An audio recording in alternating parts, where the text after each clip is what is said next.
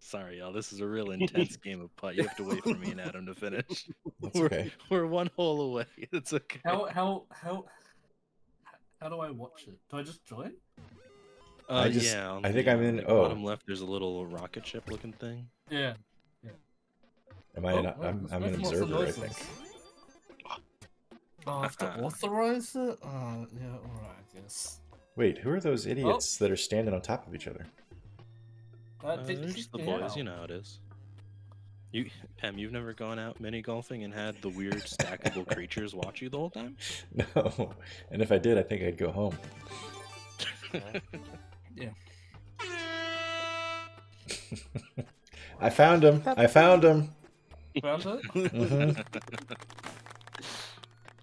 Oh, Pam, could you play that after every hole I make? Mm-hmm. I want the golf clap. Save that for when you fall off the roof. I'll try again. I'll see if it'll let me join. Oh, let me join now. Harry. Fuck yeah, man! I'm in. I'm part of the cool kids. Yeah. Oh god. Okay, are we done? Are we done putting? Yeah, I'm done. That's... Aw, you didn't even play a game. What do you mean you're done? As soon as I saw it, I knew I was gonna hate it. Yeah. I loaded. I was really excited. You had me sold on it, and then as soon as I saw it, I was like, "No, this is bullshit." There are other things. There's like a little an art game where you put in a prompt and everyone has to draw. Yeah. Like, does it all look like it was done on Super Nintendo? Yeah. Okay. Yeah, No, thank you. Am I the only one who listened to the whole playlist? I listened to the whole day. Okay, so me and Mike know what the fuck's going on. Good. Did the DM listen to the whole playlist? I'm gonna be real with you, Pam. I did not listen to a single word. I can't stand my own voice. I couldn't do it. I tried. I'm gonna give you some credit. I'm gonna say that you didn't need to because you kept such copious notes while the game was actually going on. I remember so much, and I do have notes. Okay, I had to dig for them. Okay, good. 2 years old, covered in dust. Mine were in dust too. Going through an ancient library. There was a bunny leaping out and everything. Yeah. There was a pit of snakes. You actually had to go through a tabletop quest to get to your notes for this tabletop game. I did. Yeah. Traps. I gotta detect traps. You got a message from the tavern. Okay. Mike, do you want to do the honors since you are a recap guy? I'm the recap guy. All right.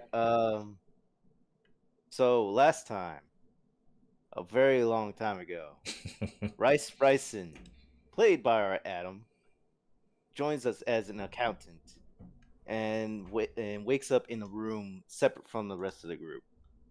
And this is unknown to the trio and Richard.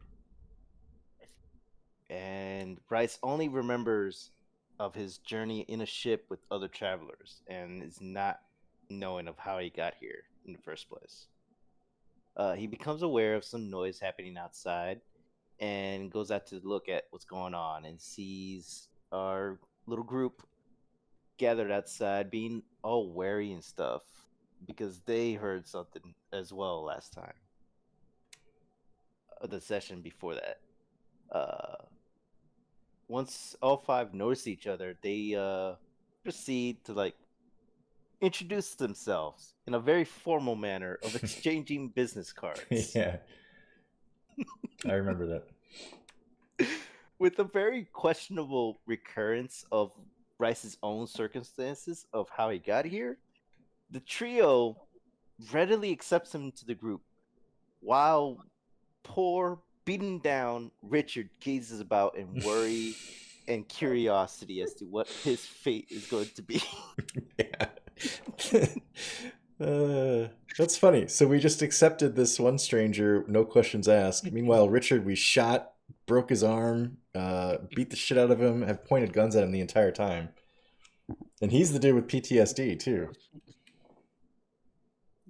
Pretty much. The power of being a player. Mm-hmm. Once the group decides to proceed, they head to Richard's safe space. They're made keenly aware that something was in the corridor with them in the first place. That appears to be behind where Rice came in. In a panic, th- Liam notices it first and shoots it, and finds that it is a mechanical being, whatever it is. As the rest of the group gets ready for the combat that Larry happens to have initiated, uh, due to Billie's handy dandy glow sticks, they can tell that the creature is an amalgamation of metals, gears, and android parts. Crack Shot Billie, or as his friends more well know him as, Shoot the Shit Billie, then proceeds to follow up Larry with a well placed shot. Undamaged, the creature emits an odd, unified scream, sounding similar to the voices of the android that the group spoke with before, and starts to leak oil and sparks. Due to Johnny's and Rice's continued suppression, the creature goes into a berserk state, tends to reach Billy's position, barrier blocks it. It ends up just opening up a piece of itself and throws wires and tubes at Rice instead, and tries to drag it in to swallow him. Larry, seeing his plight, acknowledges his inability to shoot for shit, and instead decides to light up a grease wipe with his welding tool and throws it into the exposed panel. The creature lights up like a bonfire, screaming again in those unified voices, and drops Rice. And Rice, after getting some distance from the creature, shoots it and finally slays it. As the group inspects the body, Billie secures Richard from escaping, but they already exited the vent. Um, we then notice that the amalgamation of the creature is what appears to be the bodies of several different androids in death-like poses as they were being swallowed. Once we determine that, we decide to move on to a green-lit room that Larry happened to notice on his way to help Rice, and then forgets Rice to determine the more important fact that there's something new to explore. The group approaches the room and finds it to be a medical location with multiple rooms.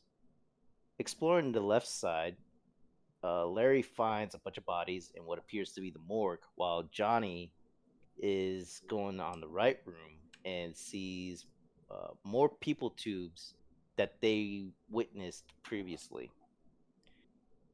While Jonny leaves his room after finding those tubes, Larry looks to see if he can wield his wrench, just in case, only to find out that he has left his trusty wrench. So instead, he shakily pulls out his pistol and checks under the covers that are over the bodies. Can I interrupt just a second? Do we remember where you left your wrench? It was back. It was either at the body of that giant machine, or it was before that in that room with the test tubes. Yeah, that's a real loss, man. It was horrific. It's devastating. So Larry proceeds to uncover one of the bodies to see it was some male that Larry does not know.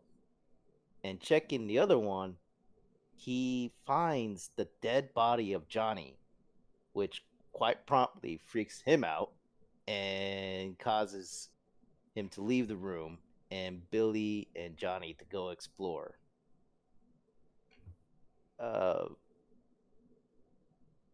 Jonny is just staring down at his body for some reason, because this station is fucked up. and is just starting to melt down, while Billie decides instead to look at the monitor and try to boot it up. Upon doing so, he's greeted by a whole body of text just saying Johnny Washy, Johnny Washy, Johnny Washy, Johnny Washy. And Johnny, that clearly was too much for him. He barges out of the room. Nonplussed, Billie decides to go to the other room and see what fucked up shit's in the other monitor. Booting it up with his PDA, he finds a bunch of data entries and tries to find Johnny Washi in those. When he gets to the last entry, a description of it appears of a hastily written note about healing somebody due to something happening and plans of escaping the station using a room further down. This is the only entry that's saved, and we proceed to Richard's safe space.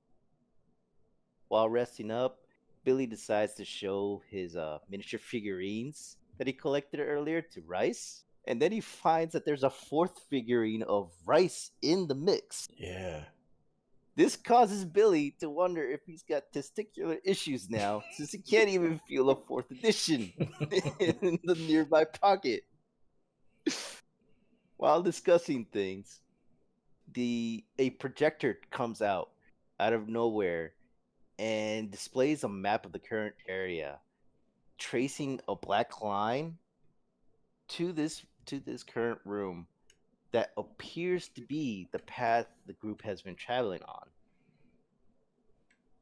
This full of wish causes Billie to ask out loud for a drink and a smoke, only to be denied by the projector as it shuts down and closes away. Oh, Billie. Before continuing on for search of the section A of the station, Billie convinces the party to move to the portal that they could see across the station from Richard's window, where they could potentially dock their ship remotely in case they need to escape. While exiting the room, Billie hears a set of steps and a being, seemingly like a robot with a light at their head level, is approaching.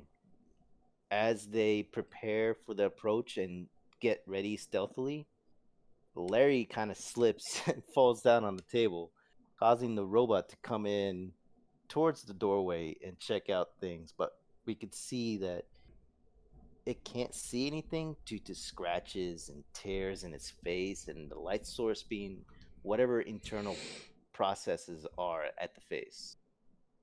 Billie decides to just let it go since it's not harming us. And once it's gone far enough away, we proceed to the docking station that we think we can reach. As we progress to that, we take a moment to look out the window into space and see the progress that we've made so far, and notice that it's a good thing that we took that ferry, since the area between where we docked and here seemingly is all damaged and unmanageable in traversal to whatever happened to this station. We then reach the room with the docking station, only to find that it's a conference room for some reason, full of androids sitting at a long table, not moving, full of damages, torn up, but unalive seemingly.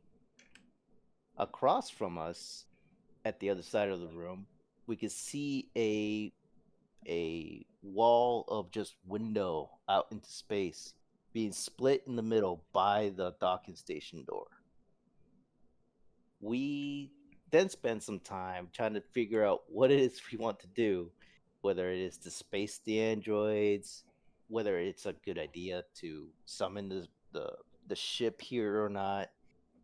Where in the midst of that, Richard decides that this is now the time for him to become an actual NPC. It pulls a pranks on us by approaching one of the androids and spinning around the chair. And it got us good. All I can say is that Billie was not amused. We then leave the room, deciding that we don't want to mess around with the docking station door and lock that room itself instead by cutting the wires. And once we do that, we look down the corridor that is dimly lit. And once more, outside of whatever noise that we ourselves are making, the only sounds that we can hear is the metallic groaning of the station. That is where we left off. Fantastic. That is where we pick back up. Thank you, Mike. Yeah, thank you very much. After a year and a half on the ship, the whole group of you come to. Oh no! Unsuspended from hypersleep, and somehow in the exact same position that you were. Ain't that a gem? Yeah. Oh, just a really quick before Max starts crafting our story from here on out. A reminder to keep track of your failed saves if you have any. I have 4. I think was it at 5 we get to subtract. Yes. That sounds right. Yeah. Yeah, 5 you decrease 1 by 1 up to a minimum of 6. But to get into it, as Mike laid out for us, you are all indeed outside or sort of circled around the doorway into this very cold, empty of any actual life, but full of these disfigured androids office room. Behind you is the long, metallic, almost mall-like abandoned hallway of the station that you have already been down, and before you is an equally long, equally gray, unassuming hall. Seems to lead further. I did it already. That does indeed, not seems to, does lead further into the station of places you have not yet explored. Let me take a moment to say I think seems is absolutely the correct verb to use. It's a good one. But... Yeah. Well, I don't have a problem with it being used all the time, because the idea is you're trying to paint a picture for us without making us feel like we know exactly what we're looking at. So seems is perfect. Appears. You could perhaps use appears every now and then.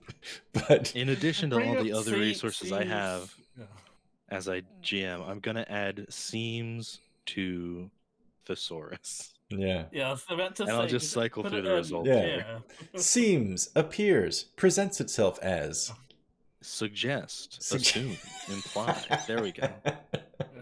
We're good. We're rolling now, gang. My only point is just that you don't need to be self-conscious about using seems, because I think it's perfect. This hallway has the aspects of continuing. Okay, you have to top yourself each time. You have to come up with a better. I don't know if that's the best one. Oh, there's like a couple more. Okay, yeah. You got a few bullets. There's a few bullets left in that gun. There's a hazy appearance. It creates Sorry. I've also gotten way worse at talking through laughing. It creates the distinct impression that it continues forward. There you go. Whether or not the reality coincides to that, you will have to investigate yourselves. Well, to me, the mirage I see before me is rather straight. Who knows what we're actually experiencing, though? Perception is not reality. So just a dream. That's right.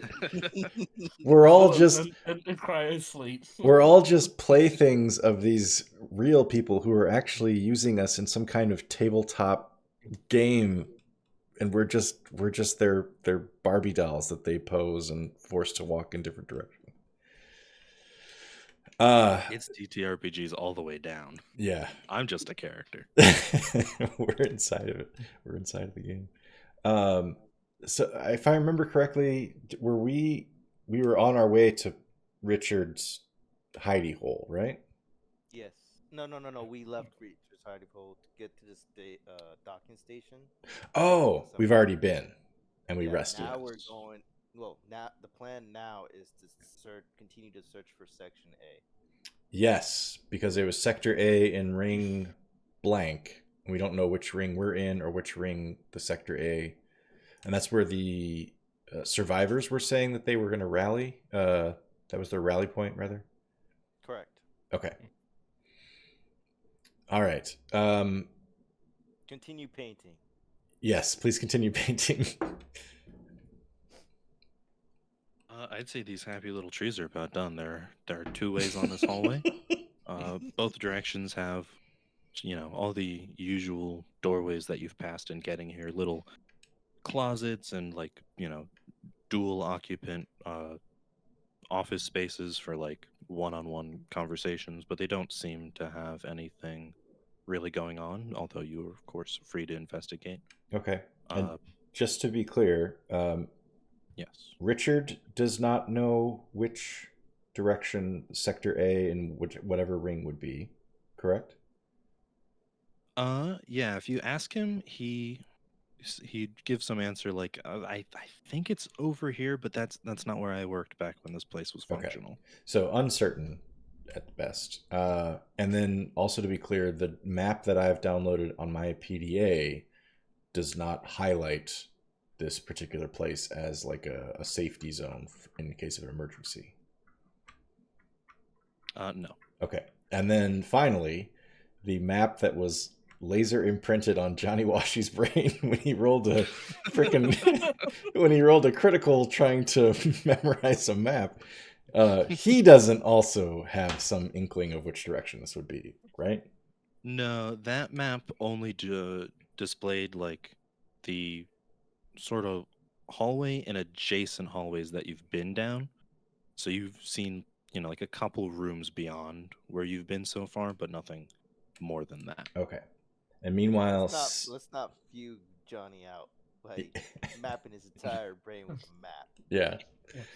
And meanwhile, somehow, some force on the station, unknown to us, is tracking our movements and has occasionally displayed them to us on monitors just to freak us the fuck out. The Or it could be situation kinda- surely strikes one as being what you described.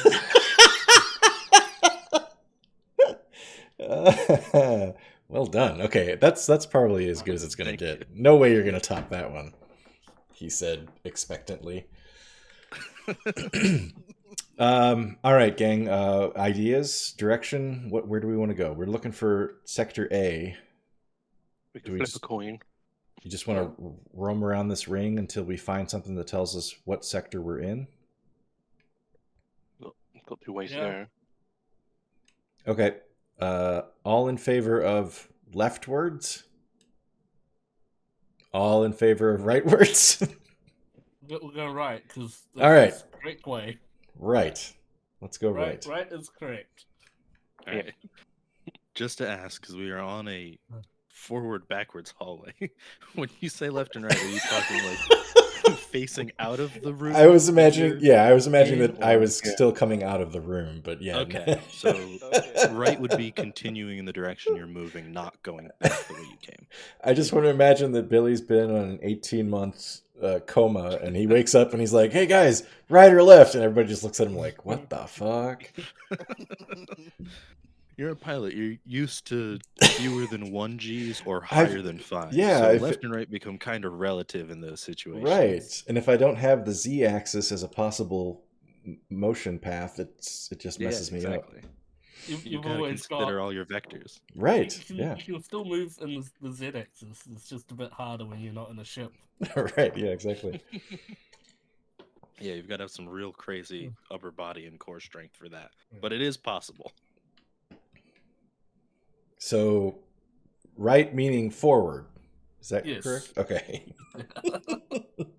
Okie doke.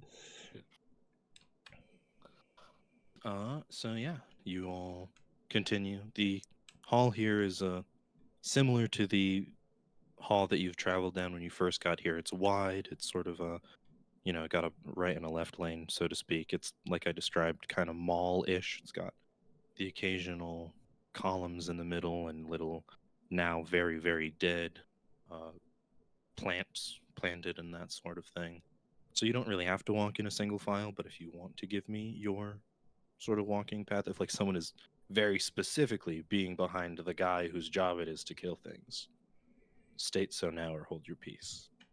What do you guys think? I'd Sorry, probably not to be volunteer at the you, front. Harry. Yeah, well, I was going to say I'll probably be at the front because I got the Okay.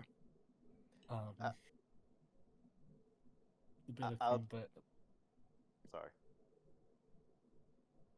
I'll take my customary position at the rear. I'm going to say I'm between the two of them, and Richard and I are kind of walking abreast, but I'm not like training my firearm on him or anything, but I've kind of got my hand like not on his shoulder, but just kind of like with a little bit of a hold on his lab coat or whatever You're his... perp walking, oh my god. Yeah, essentially. Just I'm still I guess You're walking with him, but with a little bit of skepticism. correct. I just don't want him Walking running. Like, it's the second that he walks past an open vent, I'm afraid he's going to charge into it and we'll never see him again. So just trying to keep a tab on where he actually is relative to me. That's all. That sounds good to me. And Adam, where are you next? I'll go ahead. All right. So in a rough sort of diamond shape, I suppose you guys all start moving down this hallway, like I said, passing fairly innocuous looking rooms that are, like any other office you've seen, if maybe a little bit more dusty, having been abandoned for obviously quite some time. Harry, Yep. or should I say Jonny Washy. I loved your guys' they've stood the test of time. Yeah, that's pretty at good. this point. They're good. I think the real test of a name is whether or not you can get the GM to laugh anytime that they mention your name. And so far, mission accomplished.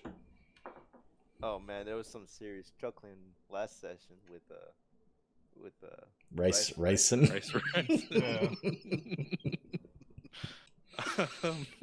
Rison, company Jonny. Accountant. It's a very serious role, you know. Did you make sure you got the correct count of those rice balls? Oh God, rice and rice merchant. That's an alternate universe story we'll tell some other time. But Harry, Jonny, as you lead your pack of crew here, you see as this hallway very slowly curves in the far distance from you. You see the occasional blinking, flashing, humming lights that you're used to. What few of them still work. Very far off at the end of this sort of, round shape of the ring, you see a couple of red lights that aren't blinking in the usual fashion of the electricity here is on its last legs, but seem to be, flashing with intentionality. And as you all continue walking, or if you stop and look, you can see, they're fairly obviously some sort of emergency lights. You guys are familiar with that sort of thing. Does other people see it, or is it only me who notices the lights? You see it first because you're in the front, but yes, everyone would see it if you all kept walking. I mean, I imagine there's not more than 5 feet between you all, so you all see it kind of at the same time. But yeah, I reckon we go check out the emergency exit lightings over there. See what's going on. It looks it looks a bit different.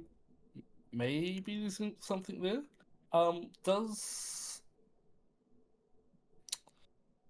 Shoot, I forgot his name. Who's the guy who's with us? My mind's just Richard. Richard. I was gonna say it was Punk. Robin, but I was like, yeah. Does Richard know anything about what those lights could be?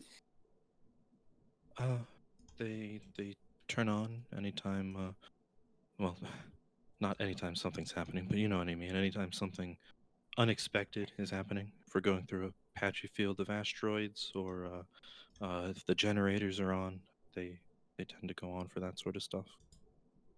We've never had a real emergency before now, so I'm not exactly sure what the real protocols are. Alright. Well, I guess head on down and see if there's any doors or anything or stuff nearby that would indicate why there are lights specifically at that location. Yeah, I'm in agreement. Sounds good. Alright. Continue walking towards the lights. Gun unholstered, but not, kind of at the ready to go, but not actively on it, if that makes sense. On standby, so to say. Yeah, you're not looking down the sights, but you're ready in case something goes crazy. Yeah. The gun would be suggestive of being ready to use, despite not being ready to use at the moment. Yes, certainly. Mm-hmm. I think I'm out of the good ones now. Okay. Oh, there'll be more. We'll try. I don't think anyone's going to peak as high as those ones did.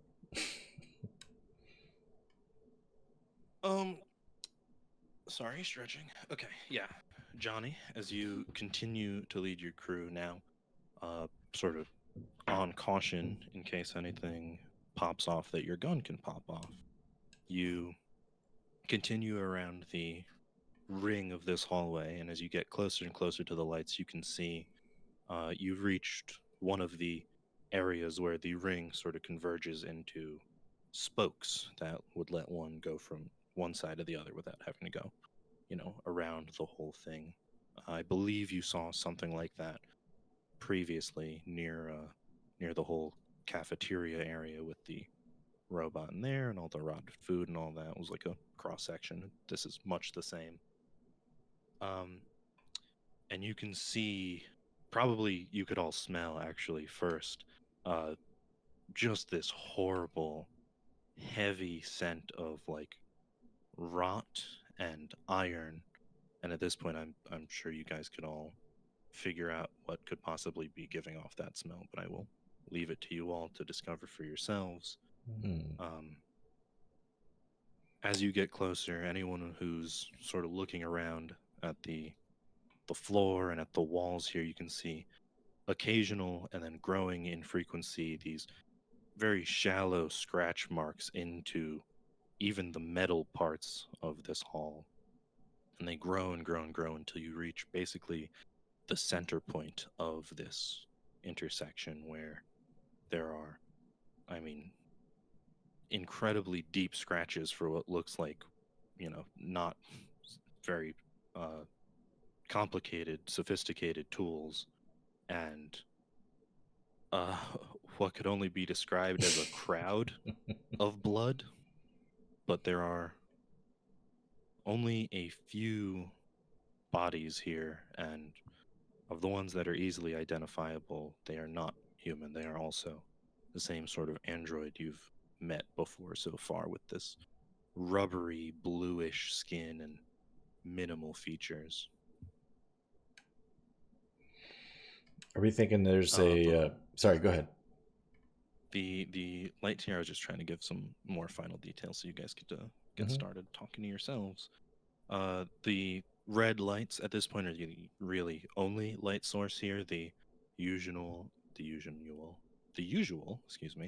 lights have all been shut off here.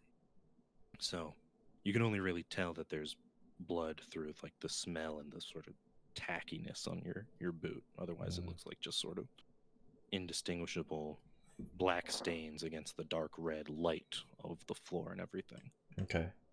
So are we at something like you said that there are spokes that go toward the center of this ring. Are we at something like a T-shaped intersection then, where? Exactly. Okay. And the scratches and the blood and the lights, is that continuing in both directions, forward and whatever direction the spoke is, or is it like, yeah, I guess that's my question. Or is it just continuing on the ring, or do the lights and the scratches and the blood continue down the spoke as well? From where you can see, they do continue at least a little bit. If you want to see how far they can go, you can take some time and make a roll to investigate it if you'd like. Okay. Are we thinking, what sounds more likely, precision or acumen for a perception roll? Sounds more like an acumen. Sure. Or caution, You perhaps. can convince me either way. Maybe I'm being too hasty in looking. I don't know. My initial gut reaction would be like precision, because that's sort of about, looking at your Yeah. eyes and such. But Okay. caution and acumen sound just as reasonable to me. And just to remind myself, what am I rolling? I'm rolling 1d10 You plus roll my 2d10, 2d10. and then you add your thing.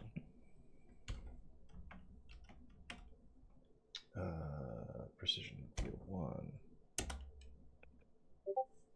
13.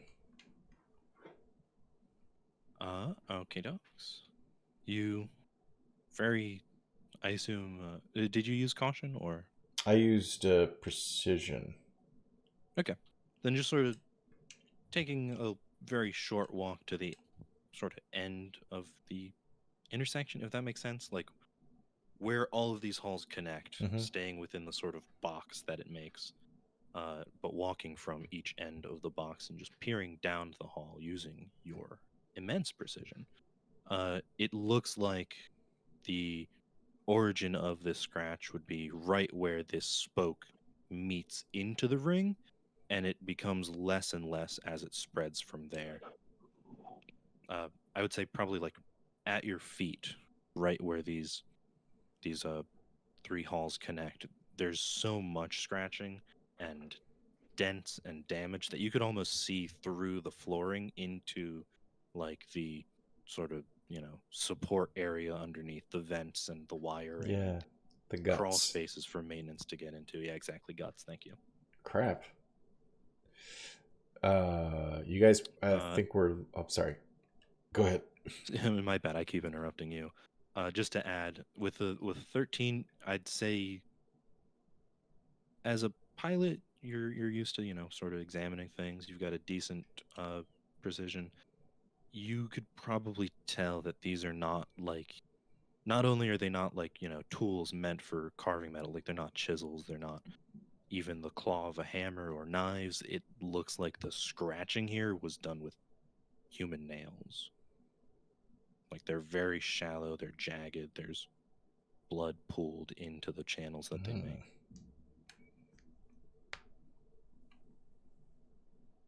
What do we think?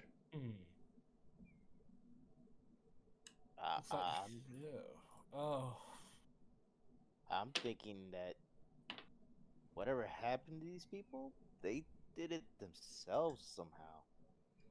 I don't know how they're. It looks like they're scratching through metal. I mean, coming down this hallway, as soon as I saw the scratches, my first guess was we were dealing with another one of those android Rat King type things, but it sounds like they were flesh and blood people. Yeah. All I can say is does it look like human blood on the ground, or does it look like? Officer Johnny, you kneel down and you sort of pat a hand onto the stickiness of it and give it a little smell. It certainly seems like man blood. Yeah, you're used to.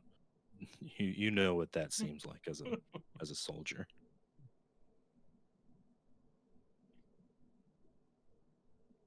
Yeah. Yeah. And you said that there were androids as well, right? Yes. Looking around you, there are 5 bodies in various states. One of them is rather well held together by what looks like, again, you, an off-boarder, would certainly know for certain, a spacewalk suit, not a full spacesuit with the whole shebang, but just something for you to take like a 10-minute walk on the outside of the station. That one is fairly well maintained. The other 4 corpses are definitely robots and are like have these huge gashes in them. Their arms are almost pulled out from the robotic socket they're stuck in. Okay. In character, I'll say, I honestly don't know what's going on, but from what I can see, the only thing that's evident is that actual people, did this. I can smell the blood, but I only see androids. Yeah, it's an odd one. Maybe they tried to get out. Like, yes, they'd die, but the sweet embrace of the coldness of space might be better than whatever was chasing them. You thinking that they went frenzied? I Yeah, mean, maybe. I suppose. What else would cause them to start clawing out the metal floors? Yeah, I don't know. I don't like it. Whatever it is. Billy takes a swig from his flask. Maybe if I'm drunker, this will be better. Probably not. Have I ever asked what Billy drinks? I don't think I specified. In my notes, the only thing I wrote is that he has a flask, and in parentheses, I wrote 120 proof. So, so whatever it is, Alright. it's pretty hard shit. Yeah. That's space liquor. That's Yeah. literal moonshine. Yo, that's distilled poop farts, man. Yeah. Oh god. Oh, man. I don't know about the rest of the group, but I'm kind of like starting to. Larry's starting to kind of like getting the itch to get moving out of this blood. Yeah. Yeah. stench. Do we want to go down this passageway rather than continue around? All I want to do is find Sector A. I think I don't know what the odds are, but I imagine that whatever is at the hub of this ring, there's got to be some signage or map or something that's going to tell us what direction we're supposed to be going. I feel like if we keep wandering around this ring, we might be doing this for hours. Yeah. Yeah, Alright. that seems logical. I mean, I don't particularly like following the scratching and shit, but Yeah. it's probably better than Yeah. just roaming in circles, literally. At this point, I know I did that precision check. Is it apparent, Max, whether like if I was a betting man, would I bet that whatever the hell caused this huge mess went down the spoke or went around the ring? I'm not sure. If you were a betting man, Yeah, like not saying like I know for certain s- based on what I'm seeing, but if I had to hazard a guess. If Okay, I were a betting man, I would call to the dice gods.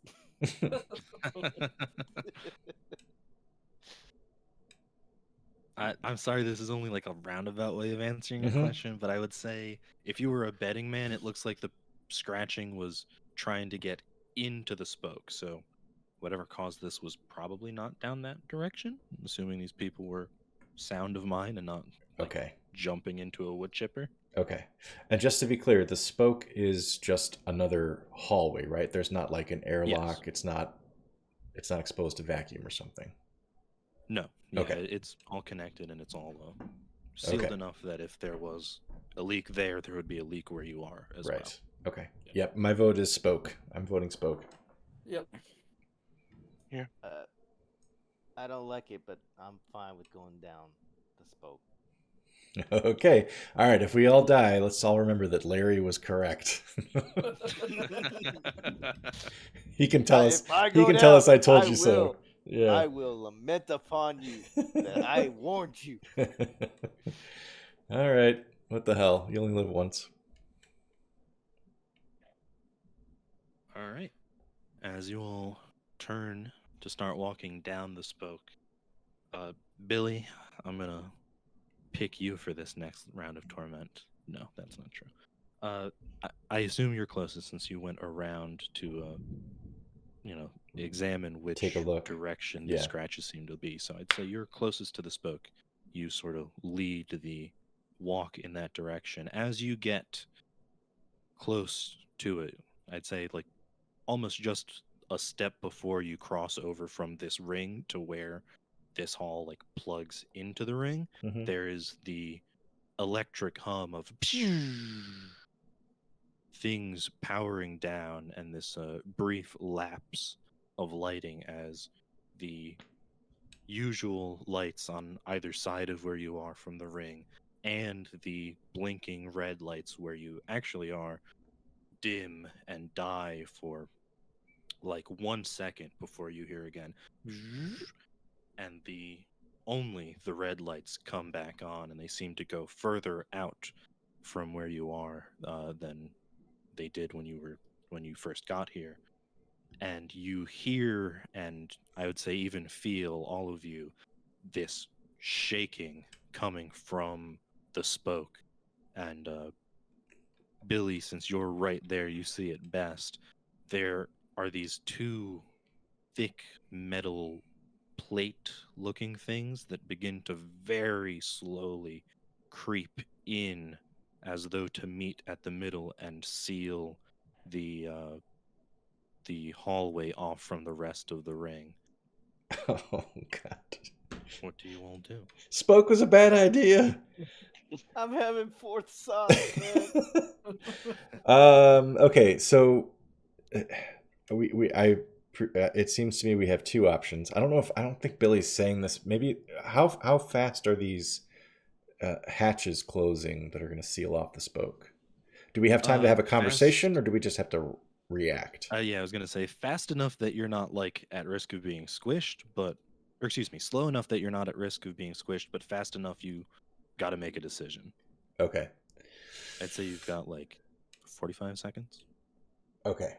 Like they're creeping, and clearly all the scratching and damage is impeding its like smooth process. So you can hear it, the metal grinding. There's occasionally these little sparks and all that. Okay. Billy, since it seems like Billy is the most, he seems like he's kind of the closest to where this is all happening. He looks back over his shoulder at the crew and makes a motion as if to be like, hey, let's freaking hurry. Like, let's jump through. But he doesn't actually move. He just makes that motion. Yes, I follow. Larry does a half step forward.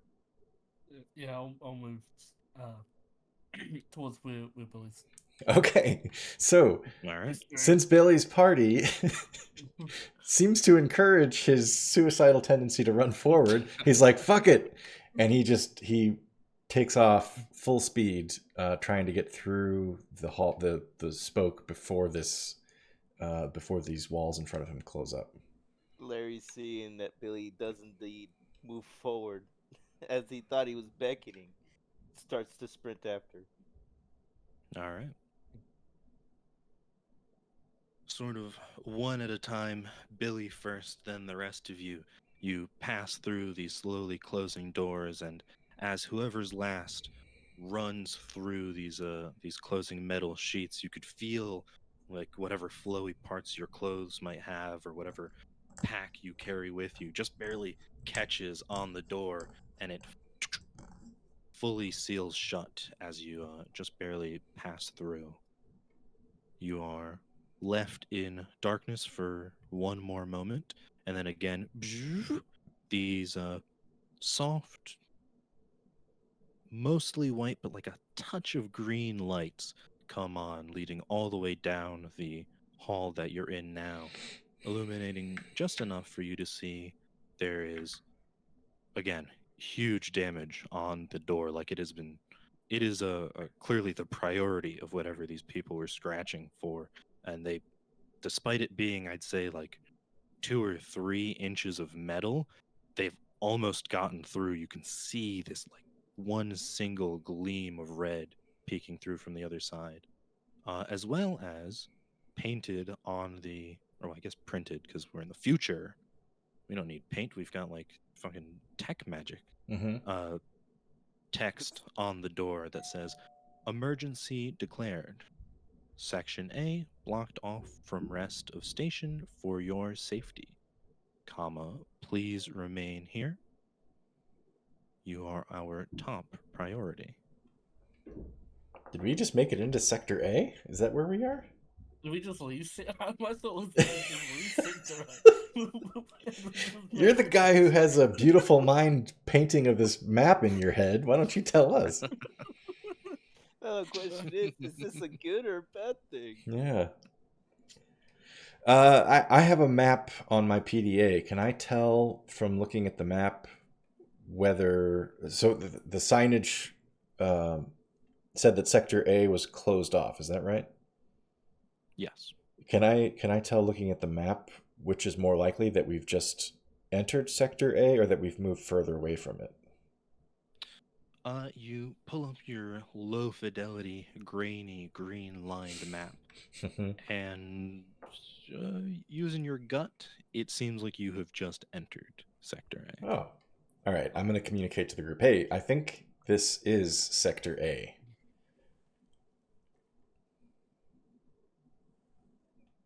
All right.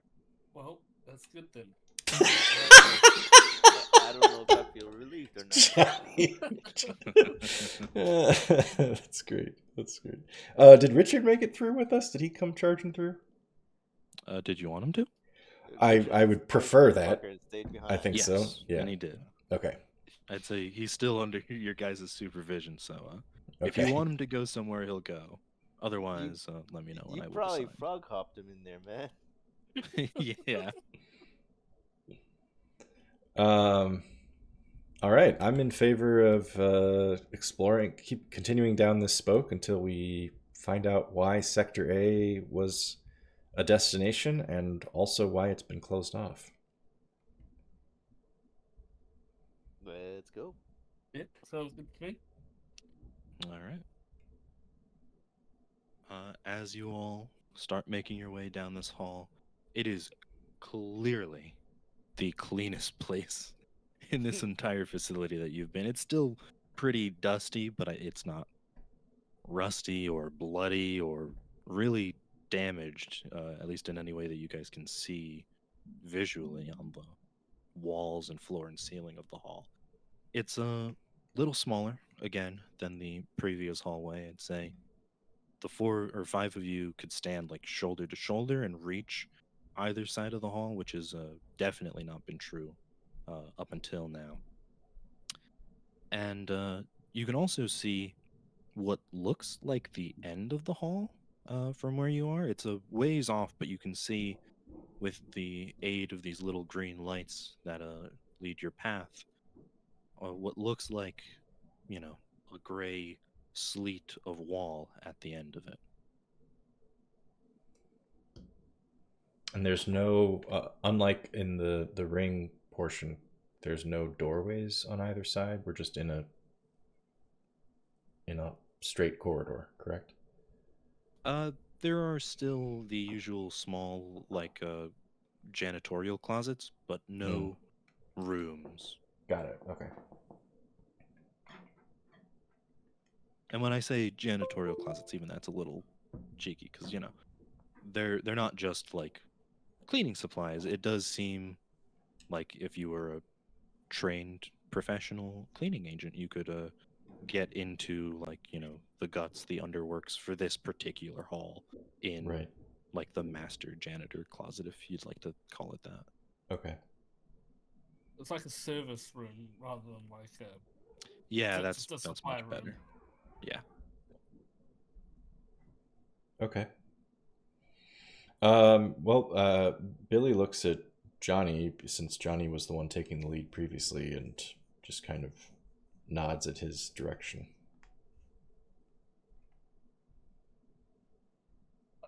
Um,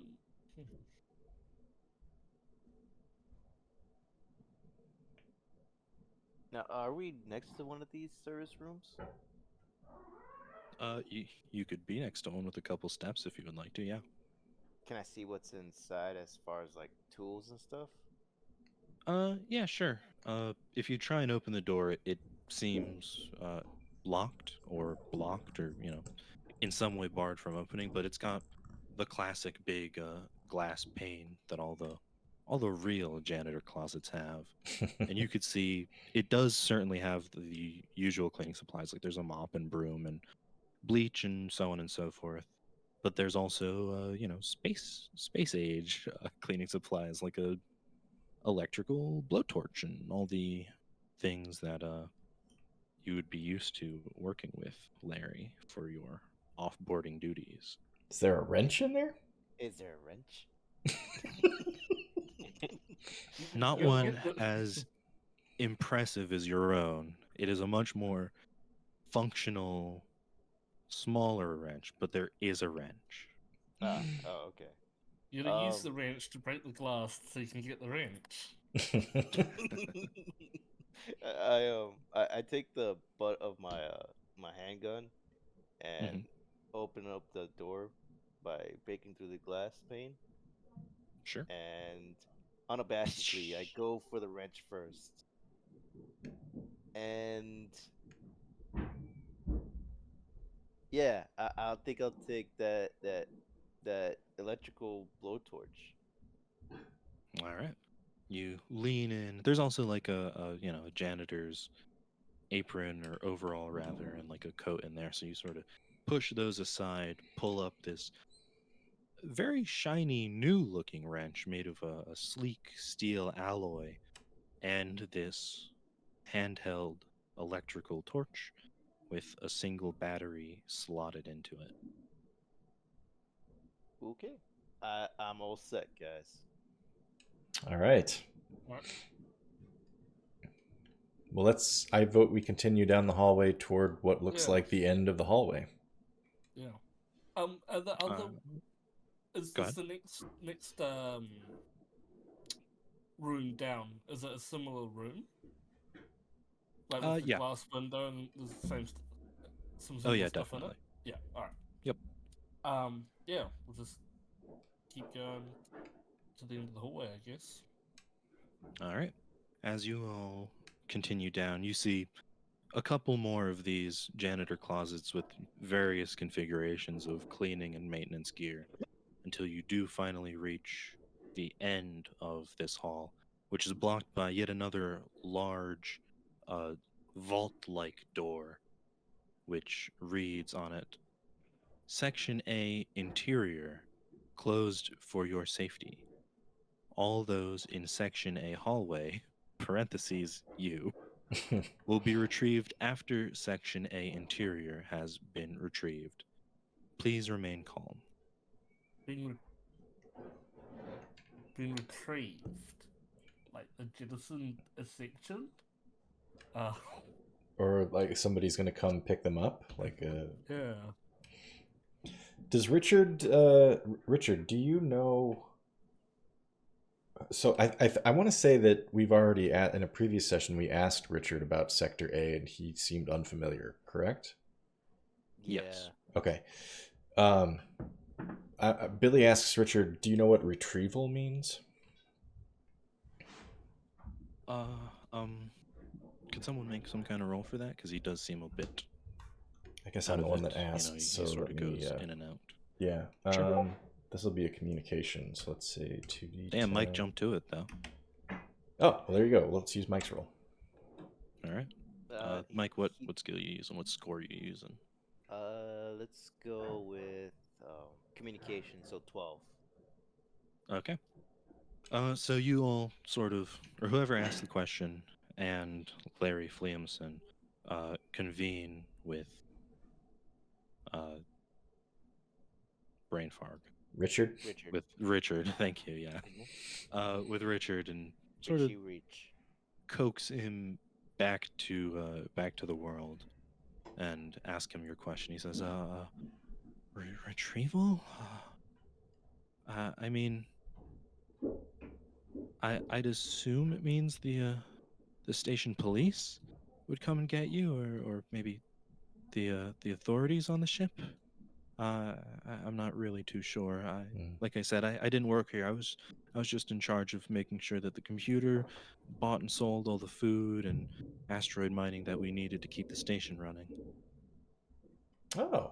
This is well beyond what I was ever called for. Richard was kind of a logistics type person? Yeah. Okay. All right. That's new information. Or if it isn't new, I just don't remember it. No, it's actually new. Last time he was just a researcher. Okay. So some clarification, certainly some authority is conveying that message about retrieval, and somebody or something is coming along to pick up everybody that's, or maybe not even pick up, but somehow deal with everybody that's set aside for retrieval. Is that what everybody else is getting from this? Yeah. Yeah. Okay. Can the door be opened? Can Larry blowtorch his way through the door?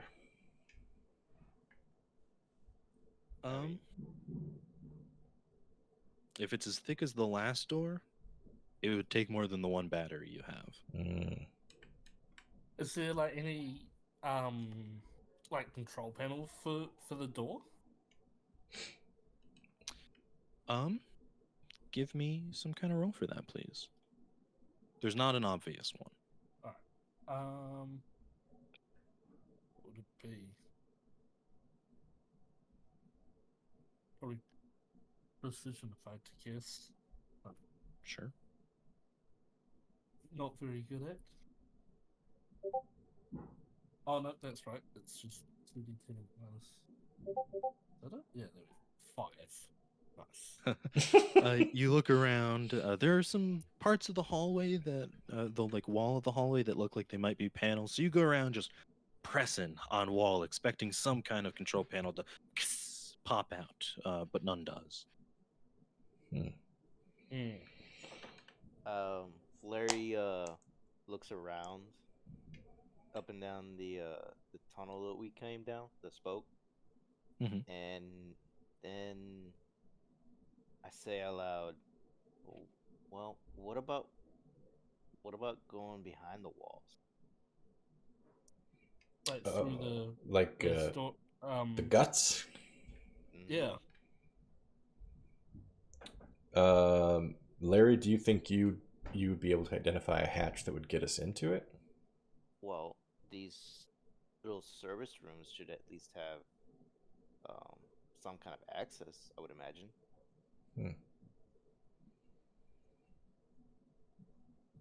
I mean, if we can figure it out, I'm in favor. Sure. Yeah, I've got no better ideas. Then Larry will go to the closest supply closet, see if he can find a way to access the corridors within the walls. All right.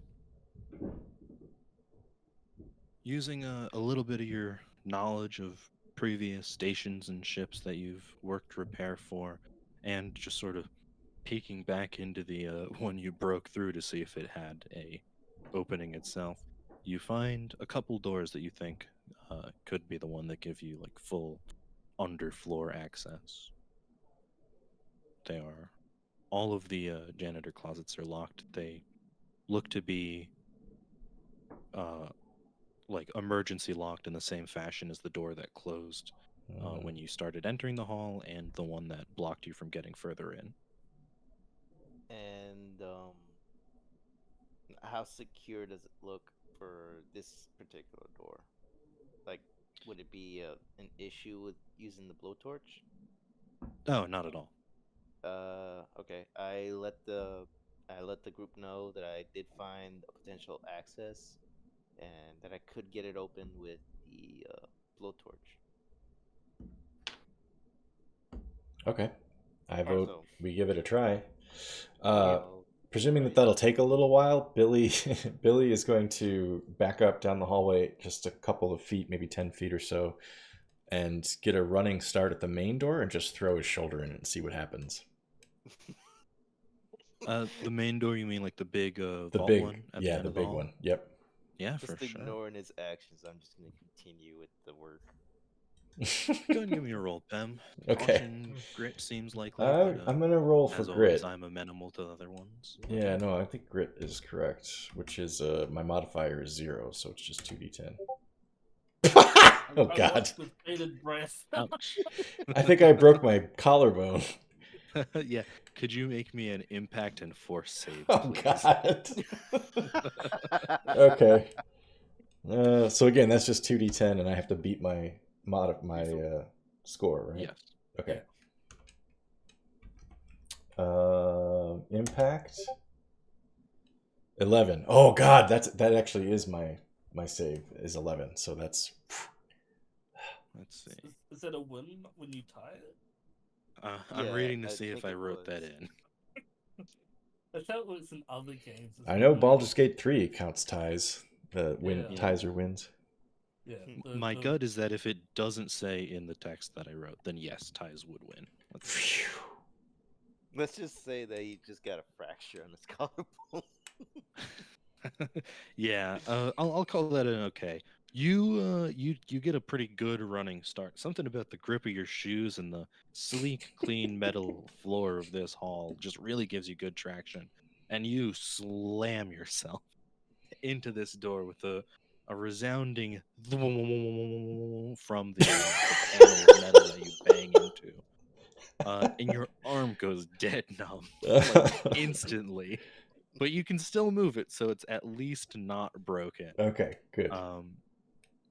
And by the time you have shaken off the stars you're seeing from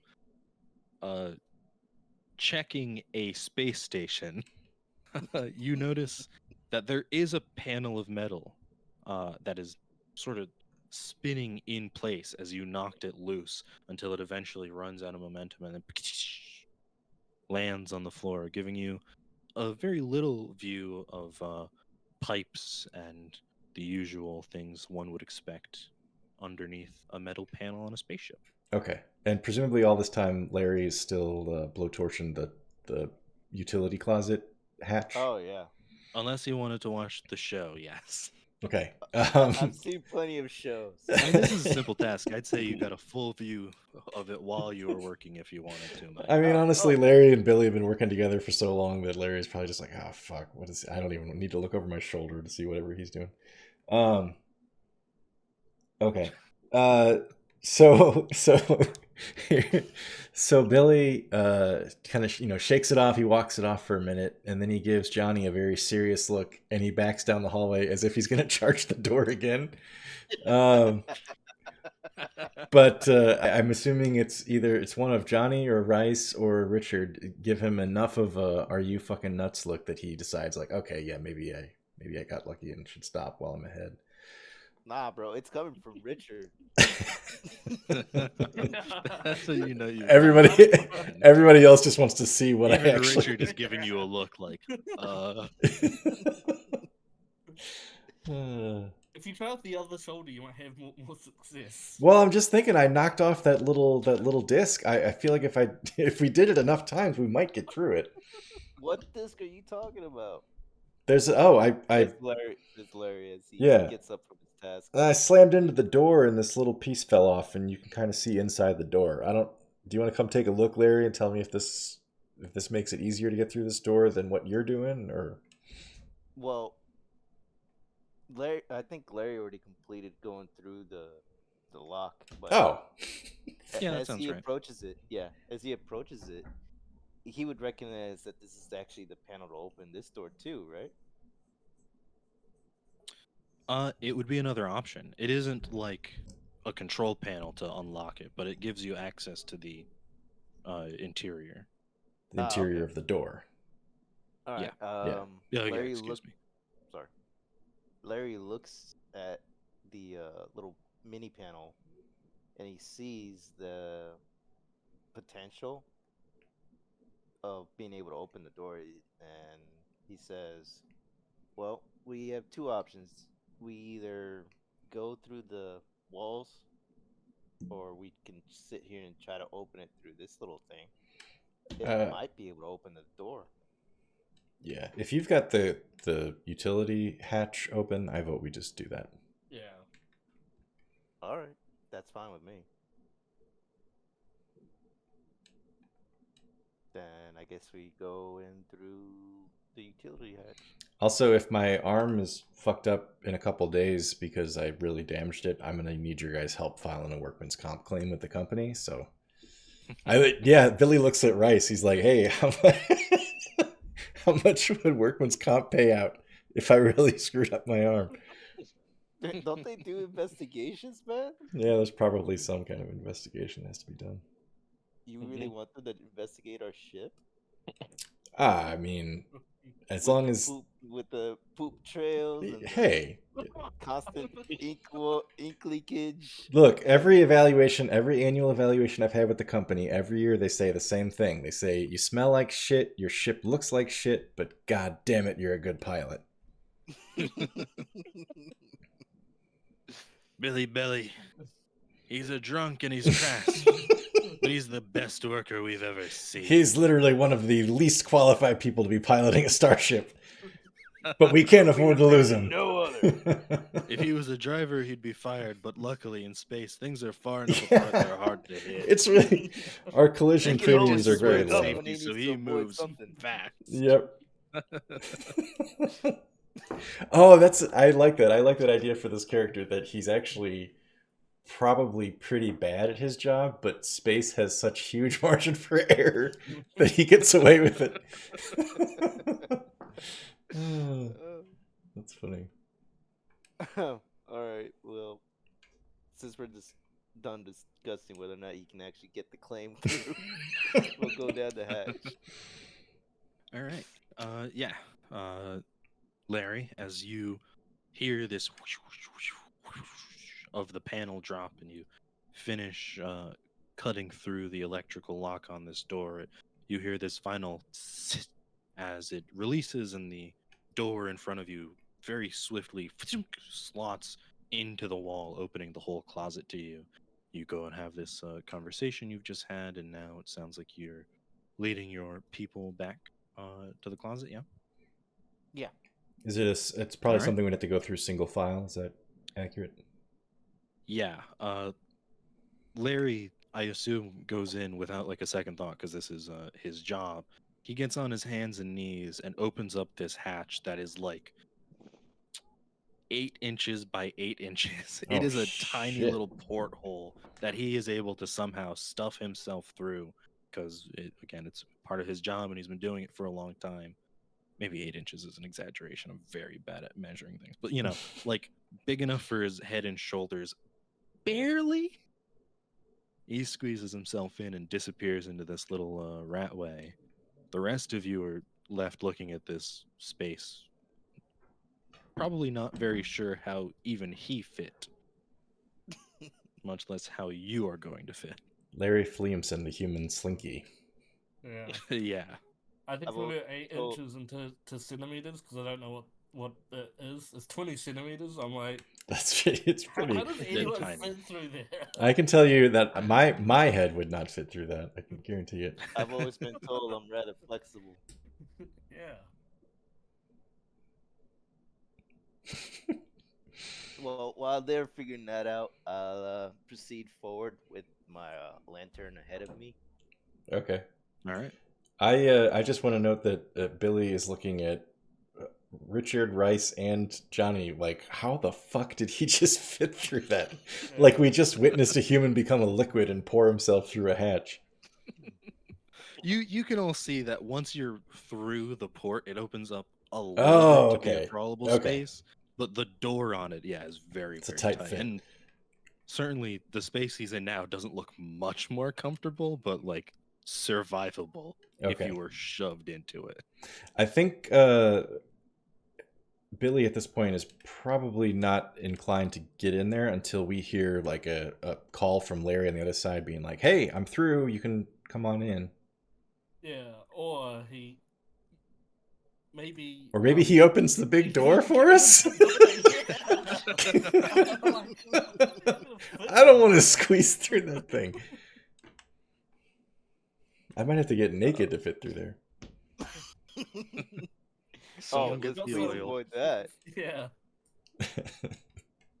Do you think Billy's ever gotten stuck in the pilot seat before and you all had to wriggle him He out? Oh, was stuck. I'm He positive. crusted in. Yep, Yeah.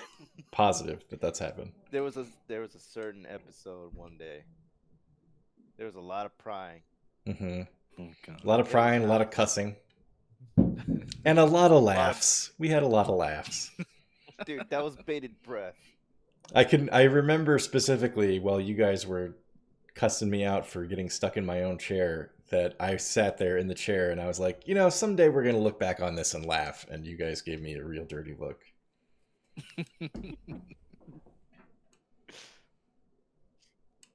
Oh. Okay. So I progressed a few feet, I would imagine. Yeah. Is anyone else gonna try, or are you all just gonna wait for Larry to? I'm gonna wait for Considering now that's Yeah. going, yeah, I'm gonna wait for an only okay. Richard would want to go in. All right. Richard seems poised to get in. He's Hey, used to vents. If Richard wants to go in, I'm fine with that. Yep. All right.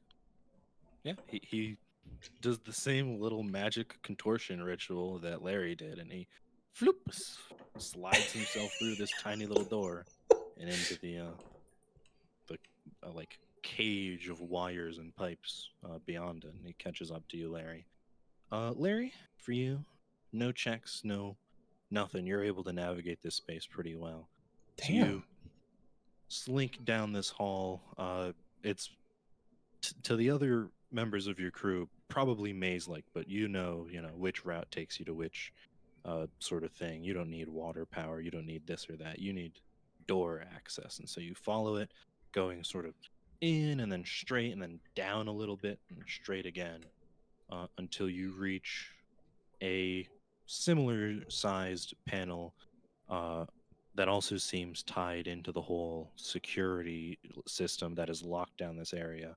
But it is certainly much less intense. It is like a little cage door that has been locked shut with more heavy duty locks than what kept the janitor door closed, but not heavy duty enough to keep a very, very dedicated person from getting through. Okay. And should I do a search, a roll to search for a manual release since it's on the inside? Yeah, you can definitely give me one. Yeah, you've reached the door. You can try and open it in whichever way you'd like. 17. Wow. Yeah, you Holy really shit. are an expert in your field. You immediately don't even break looking at this little gate that keeps your section of the maintenance area from the section of the maintenance area that you're trying to get into. You move aside a set of wires and flip a switch, and immediately these little green lights flash to red, and the gate in front of you sort of shuts itself down and allows you access to Section A's interior. Okay. I turn my head the minimal amount that I can to the back to Richard and give him a slight nod and crawl out to see if I manage to get on the other side of that door. All right, so you're continuing in, is what you're saying? Yeah. Okay, yeah. And you want Richard to go back or follow you? Or was that nod just like, I know what I'm fucking doing? Well, I was trying to do like a confidence thing. It's a little bit of both. Okay, I wasn't sure how to read it. I No, got yeah, it, yeah. Richard, As soon as I not get really in, sure what Okay, sorry, you first. Sorry, as soon as I get in, if you can well, before I even determine whether or not I'm in the other side of the door, is it safe in the supply closet or no? Like, is there something obvious to me that there's a wrong? No, everything seems to be in order. And can I determine that I'm on the other side of the door from here? Yeah, The as glass you pane? sort of just peek your head through the gate that you've just opened, uh, you do feel pretty confident. And you could probably look up and see like the floor above you, and you would see, some track that the door open and closes on. You could see that you're on the other side of it now. Okay. I'll go ahead and let Richard know that if he wants, he can go ahead and go back to the others to let him know that I'm on the other side and that I'll try to open it up. All right. One thing to note, it doesn't exactly spell like imminent danger, but on the other side of the door, now that you're on it, it seems like they're, whatever emergency system has gone off here has shut off the power or at least the lights because it is dark. Okay. And using my lantern, what can I determine on the hall outside? The underfloor maintenance area here looks much the same as it does on the side you're on. And it looks like there's just a little more ways to go before you reach a panel that lets you up into the room proper. Ah. Um. Then in that case, I disre uh I remove my statement to Richard and All right. as though it never happened. And I Okay. crawl forward to reach the panel in order to be able to access the room to All right. determine whether or not what's gonna happen. Sure.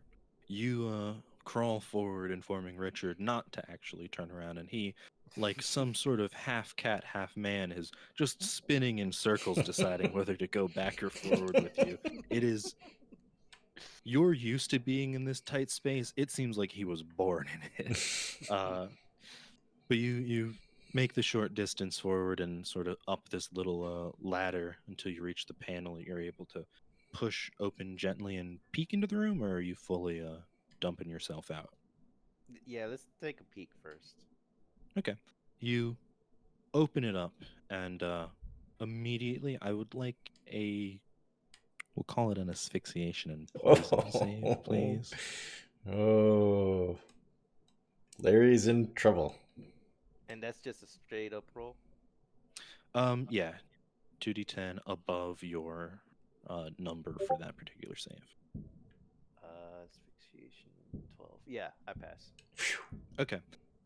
You feel a sensation you have felt before but haven't felt in a little while. As soon as even the slightest bit of gap is made in this panel from your maintenance area to the room beyond, you feel that wave of pressure over you and the pop of your ears. And as soon as you sort of shake that off, you made your save, so you're not like nauseous or sick by it. But once you're sort of back to your senses, you realize you cannot hear at all. Not Mm, the creak of the station, not Richard and you crawling around this metal cagey area. Nothing whatsoever. You okay. smell this sort of aged, musty smell that one would expect from like a attic that hasn't been touched in a few years. Not something you're particularly worried about, but it's just among the things you notice as you open the panel, I suppose. Okay. Since I passed that, I once I recover, I'll make sure to keep my head above that certain layer. And since I didn't notice anything physically imposing, I'll go ahead and get into the upper area All right. while motioning Richard to stay in the guts. Uh, sure thing. Let me go ahead and Richard would also have to make the save. I do not Oh, think okay. that is a success for him. No, it is not. You turn around to explain this to him, and he is like dizzy, dazed. He is like braced himself on the ground. He looks like he's about to throw up. He's flush. He don't look too hot. Hmm. I I take a grease wipe and I start wiping his forehead, trying to give him some small comfort. All right, yeah, he it seems to help him a little bit. Larry is so sweet. Until I He is just take a certainly. wrench to the face. Oh God. When you do that, he's definitely made aware that you're around again, as it seemed like the effect of this pressure was so severe that he had just like been blasted from reality. Okay. Once I notice that he is at least somewhat stabilized, I'll take a closer inspection of the area. All right. Are you fully climbing the ladder and getting into the room then? Yes, I went ahead and did that. I assumed that Okay. Richard just followed me. Yeah, sure. Very slowly and sort of painfully, he does follow you. You step out into this room. Your lantern seems to light only the small part of it that is immediately around you. And I will very briefly, well, maybe not very briefly, we'll see. I will, for a moment here, Mike, flash back to the rest of your crew, who are, I assume, still just sort of standing between the janitor closet and the door. Yeah, you guys doing anything as you wait? No, but I think at this point, while shortly after Mike experiences, shortly after Larry experiences that deafening air pressure change or whatever it was, I imagine it's probably been at this point 30 seconds, a minute and a half that he's been crawling down this access corridor. Even a little bit more than that, yeah. Okay, so Billy's just kind of puts his head near the opening and shouts down at, just calling Larry's name to see if he's okay. All right. I would say that is pretty well timed in with what I was about to say. As you wait, all this time you've been hearing, the two of them walking, the moving of wires, the banging of panels opening and closing, the slow creak of the grate that he opened in order to get into the room. And as you sort of lean down to yell, you can hear distantly at first, and then very quickly near you this whoosh, this gout of like wind that blows your hair back for a moment as you lean down to yell in to Larry. And then after the first gush of wind, there's a following like almost plungery sound, and then wind, and then this sort of back and forth of like metallic systems moving, and then the wind, and then the sort of rubber cappy kind of sound, and then a cacophony of all three of those things sort of happening in order. Okay, and the whole party can hear this, not just me. Is that correct? Yeah. Okay. Definitely louder than you could yell to Larry through it as well. Okay.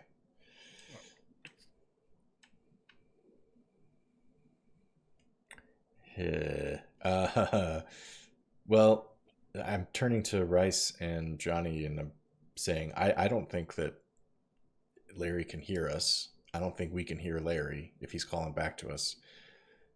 Do you want to just wait and see if he understands on his own that he's going to try to get the big door open, or do we try to crawl through this thing after him?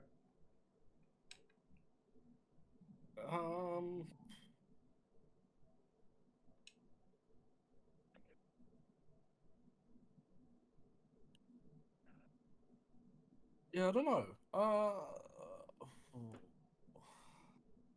Trying to fit in there is going to be a real challenge. Mm-hmm.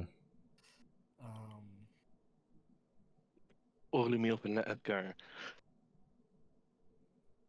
Sorry, say that again, Adam. I didn't hear you. Oil me up and I'll go.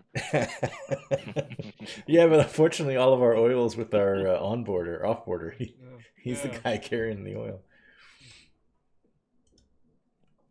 All right. Not having a way to communicate with Larry and not knowing if it's going to be a matter of minutes before the large door gets open, or if he might have become unconscious or something. I think Billy's just going to kind of shrug his shoulders and try to squeeze his way through this tiny hatch.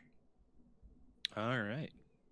Go ahead and Before give we me go some through kind with of. that, Oh, I think we all have personal radios, do we not? Yep. that is true. Hmm. I did not remember that. Yeah. I also forgot him. I reckon. Well, do you want to try and contact him on the radio? Yeah, actually, I don't think Billy while Billy's trying to stick his head through, and Johnny says that behind him, Billy stops and looks back and says, "Oh, yeah, just call him on the radio." God, I wish we had actors to recreate this. That's a scene I want to see in a movie. Yeah. Yeah, I'll pull out my my radio and I'll turn it on and try to communicate through to Larry about the opening the big door. Washy to Fliamson. Come in, Fliamson. um, Mike, where do you think Larry keeps his radio on him? Is it like a shoulder-mounted one? Is it on your hip, in your bag, like in your what pocket kind? somewhere? What kind of radio are you envisioning? The big old chonky kind. The big old chunky kind. Yeah. Then it's probably hanging on his shoulder. Okay.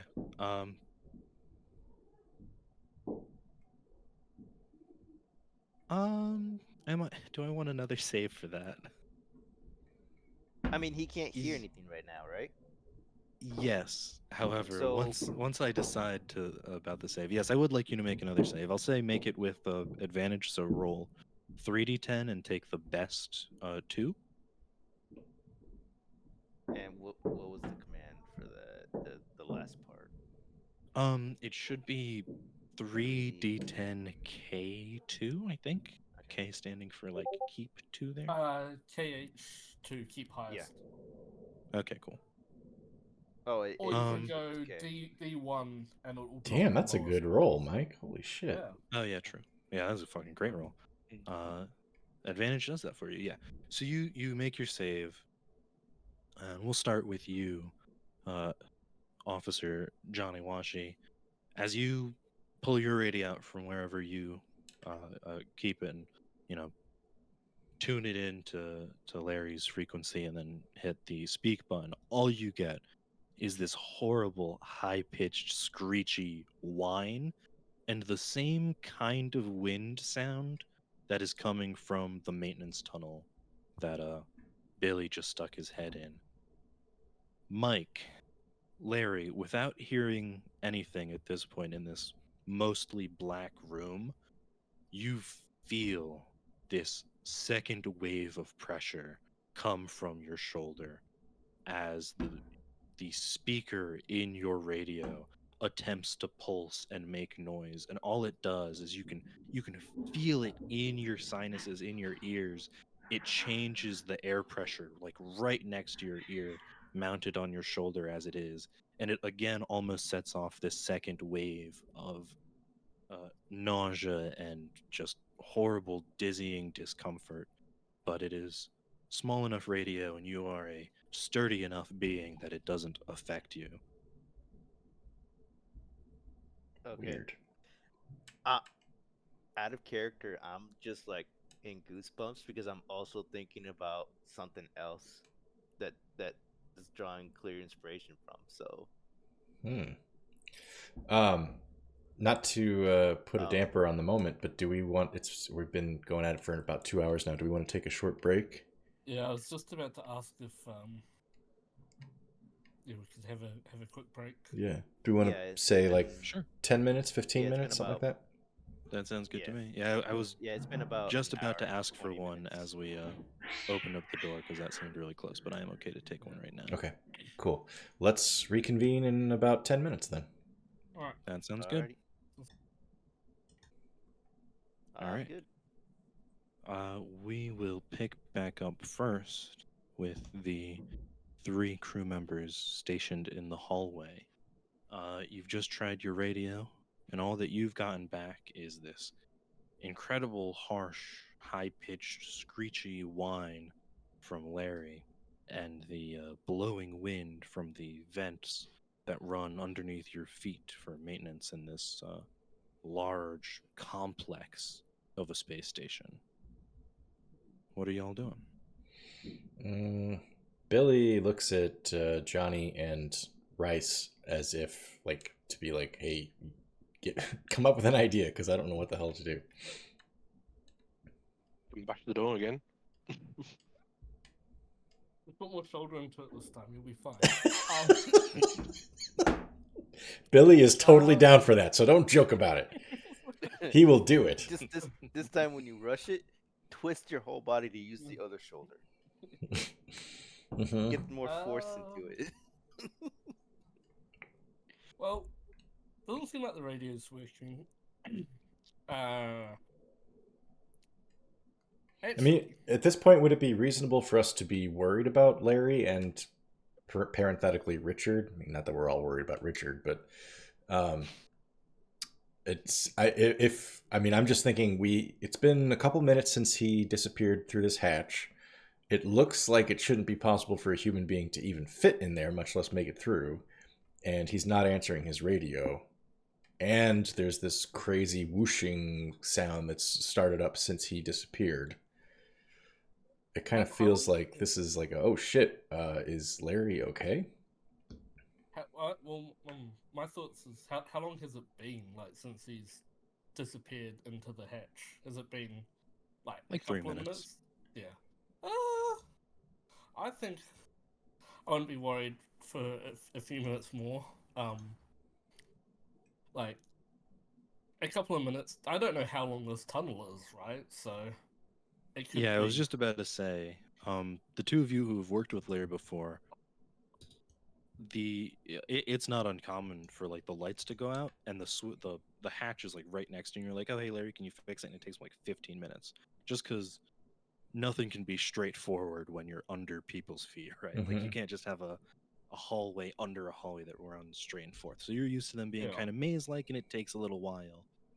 As to the noise and the wind, I couldn't tell you whether or not that is distressing to you guys.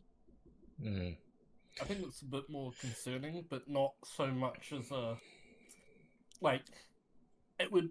I think the wind would compress the time. So if it normally takes 15 minutes to do something, maybe compress it down to half the time. 8 minutes or something. Okay. I think, just to remind us, the big door in the actual human-sized hallway, that door doesn't have any windows, right? It's just solid. Nope. Okay. Yeah, block of metal. All right. Well, Billy's going to step out of this utility closet and go back to that door and just put his ear up against the door and see if he can hear anything. Okay, yeah. Go and give me a roll for that, please. Okay. I'm going to, what do you think? Communication, perhaps? Yeah, sure. Using your ears? Listening is like 80% of communicating, ain't it? Yeah. Especially if you're dating. Yeah, 80% for that, 20% for talking, 0 for listening. Whoa. Hey, it even... Underscore one. Oh, yeah, well, the underscore was underscore a mistype, so I was thinking for a second, hey, it even understood my stupid underscore, but it didn't. It took that as a minus. Oh, no, it did not. It didn't. It just took it as a No, it 0. didn't apply it at all. So you got a 16. It 16. told you to flip off with that Yeah. +1, Yeah. whatever it was. 16 is a good roll. I'd say as you put your ear up to it, you hear less of the wind, more of that weird, like almost suction-y kind of sound, like this occasional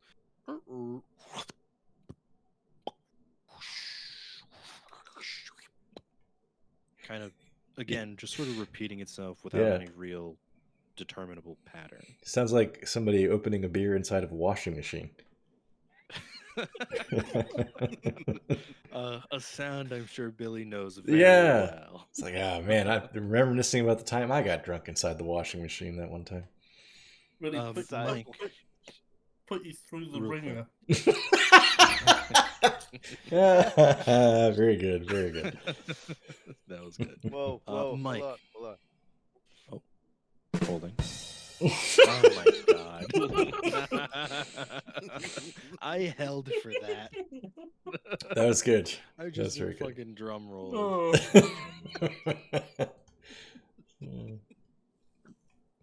Oh, Um, Mike, Okay. would you say well after the second pop of pressure from your radio, what is Larry doing? Okay. Before that, out of character, I'm gonna say how we've all been through so much crap on this station. How that group is all desensitized about a mass of screaming coming from a radio, and gives no fucks about Larry's condition after that. Hey, I'm concerned enough that I put my ear against the door. I did a roll and everything. Yeah. Okay. After that happens to Larry, he will check on the radio to see if it's working or if it just like shorted out somehow. All right. Are you like taking it apart to see if it's like functioning, or are you just sort of pressing the button to talk and seeing if that works? Yeah, I'll just. I'll. Am I still deaf? Yes. I'll Since shout. you've I'll entered this shout room, talk since you've into opened it. the trap door, you haven't heard anything. Okay, yeah, it's a very strange sensation of deaf. I assume uh, Larry and Mike have never been like fully actually deaf before, right? No. Okay. So even in instances where like you've had water in your ear or pressure in your ship burst somehow and like, any sort of crazy thing that happened leaving you without hearing, you've still always had that kind of internal sound, right? Because your eardrums have always still worked. So even in situations where like sound isn't traveling in space, you could still hear it travel like through your bones and stuff. Right. You cannot. You speak and you just feel this like emptiness in your chest and your head and your ears as you talk. Um, Mm. Whenever you press the button to communicate over the radio, the pressure sort of stops for a minute when you're holding down the button and it deafens whoever is trying to talk to you on the other side. And when you let go, the pressure pops back into your ear again, however many times you try and use it. Okay. And when I'm not pressing it, it continues to do the the shake in my hand. Yeah. Mm.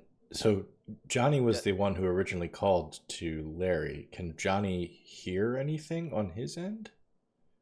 Um, yeah, that the reason I asked Mike what Larry's doing is to see if Oh, Larry's like walking around the room. So as you press your ear up to the door, you don't hear Larry or Richard like pacing or walking around or anything like that. oh, yes, okay. But I'm sorry. The question I was trying to ask was when Larry was just trying to press the button on his radio and shout into it, even if he can't hear himself, could Johnny or Billie hear him through the radio, or was it just that whooshing and Um, popping? no, yeah, it's still just like the sort of pop of pressure Okay. on your guys' end too. Less intense, not nearly enough to make you guys feel sick from it, but definitely there. okay. And Alright. since it's not affecting me outside of the fact that I can't hear anything, is Richard being affected even more?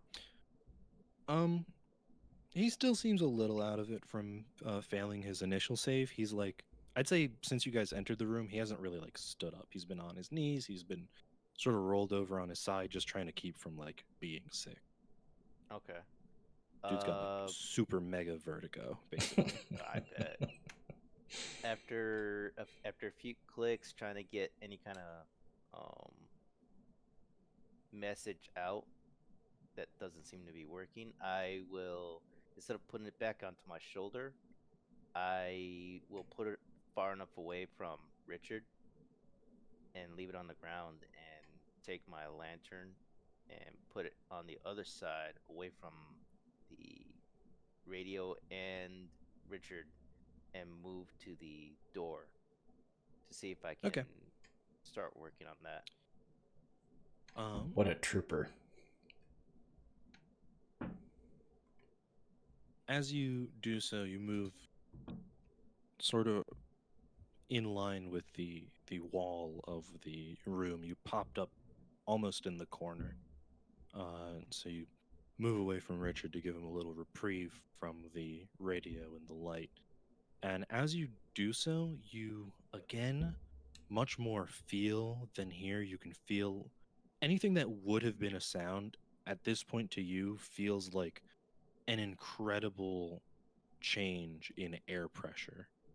And so as you walk from where you are to the door, you can feel this like weird grinding coming from the wall and this constant like back and forth of pressure coming from it. And the lantern is not showing me anything out of place, right? Yeah, if you pause to look, you sort of have to hold the lantern up a little bit more to see the wall, but you do see um like basically again to match the super mega vertigo, like super mega sound dampening foam panels that seem like they are following you. Like there's panel after panel of this stuff, and as you walk, it rotates to almost cover your space. And as you Whoa. exit the range of one panel, the next panel takes its place. The fuck. fuck? If you've played Portal 2, it's kind of like a moment in that where like the walls are moving. I haven't played that game in a long time, so I'm very loosely remembering, but No, yeah. the wall is like maintaining its place, but as it does so, you can see these little arms pushing these panels of foam out to track you, and there's like little gaps where you can see mechanisms behind it that are moving it, and then when you're out of range, it retracts, and the next one sort of shifts forward. What the fuck? Hmm. Who made this station? This is insane. And that's not creeping Larry out at all. No, that's pretty Nah. chill. Larry's good. Hold on, let me look at it. Yeah, okay. It's like that, but with sound panel. Yeah. Yeah. That's what I was kind of picturing. Yeah. And I can't think you cut out see any. there. Oh, I'm you're sorry. back. Hey. No, it's okay. Go ahead. I can't see anything on the ground that could like be like sensor trips. No, the ground looks much more normal. It's the same sort of sleek, white-ish metal that the rest of this station has been made out of. Okay. And the vibrations that I'm feeling, those are basically amplified sounds from the metal foam being moved, correct? That seems to be the case. Excuse me. Okay. It strikes one as being the case. Good save. Thank you.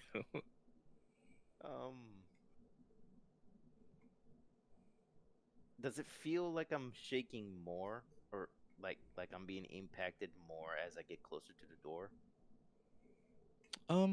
No. Then It is fairly then constant. I'm sorry. Then Okay. all I can think of is Adam. Um. Then all I can think of at that point, after being freaked out severely, is that I need the others with me. So I'll continue to the door. All right. You approach the door. Still no light other than your lantern in this room, but you can see the dark silhouette of a large tablet that is, immediately next to the door, very clearly meant to be the control panel for it. Okay. And do I see a power source that I can use? Not not an obvious one. You can make me a roll if you'd like to look for one. Where are my stats? Excuse me a second. Mhm. My dog seems to have gotten out of his cage. Jailbreak.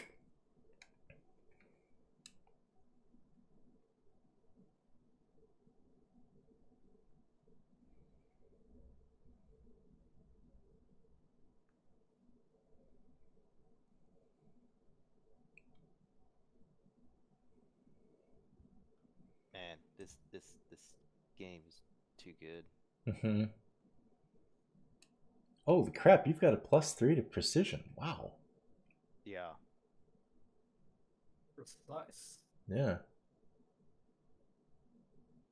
So earlier when Yeah, I shoved my shoulder into the door, I I passed my save roll, but I was also kind of lamenting that I passed my save roll because if I would have failed it, that would have been my 5th failed save, and I would have gotten to level up.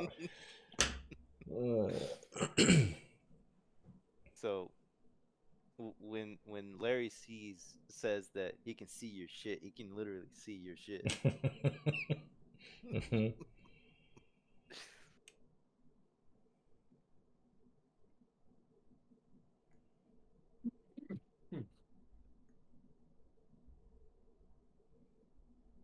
Dude, I don't know what the fuck to do with those walls. Yeah. Uh, once you open that door, if Billy sees that, he's gonna start shooting him. I'm just warning you. As soon as he sees those walls are moving to match our movements, he's just gonna pull out his gun and start blasting them. So, anyways, I started blasting. Yeah, Hi, exactly. folks, I'm back. My dog did not get out of the cage. He was let out. Oh, I didn't know that had happened. liberation. Indeed. Okay. I got a 9. Yeah, looking around, it doesn't look like there's any sort of immediate power source or way to turn on the generator for this particular room. Okay. Shit. What do I have?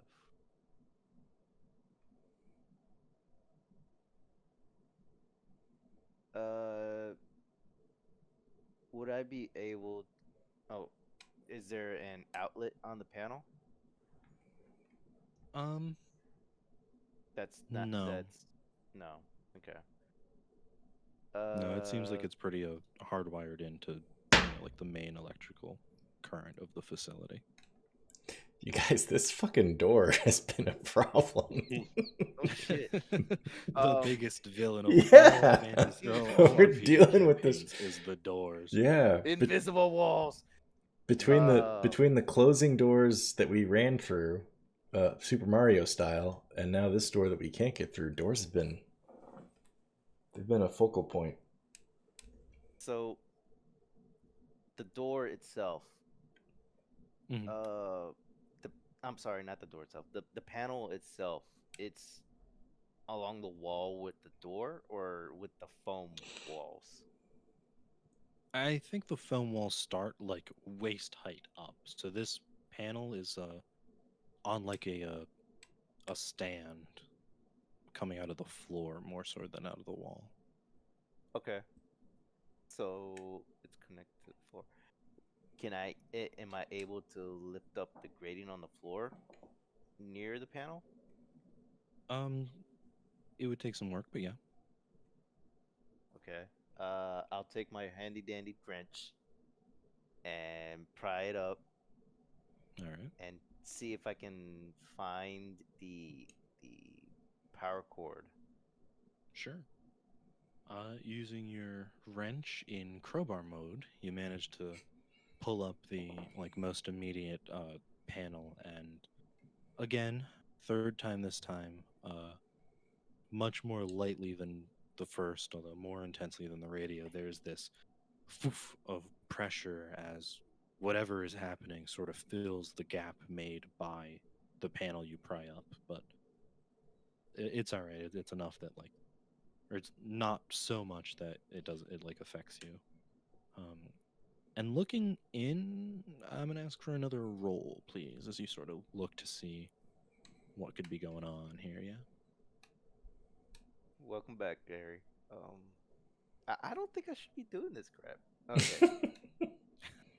The dice disagree because you're rolling great for this stuff. I already. don't know, man. I'm getting attacked by a whole lot of shit. The right man for the job. We wouldn't have anybody else doing it. Exactly. With the 17, you take a look. It looks like everything should be in order.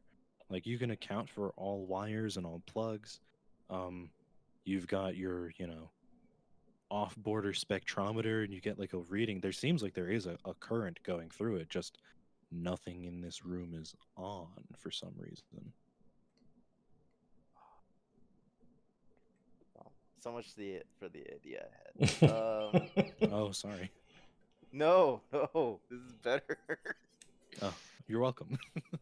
Thank you.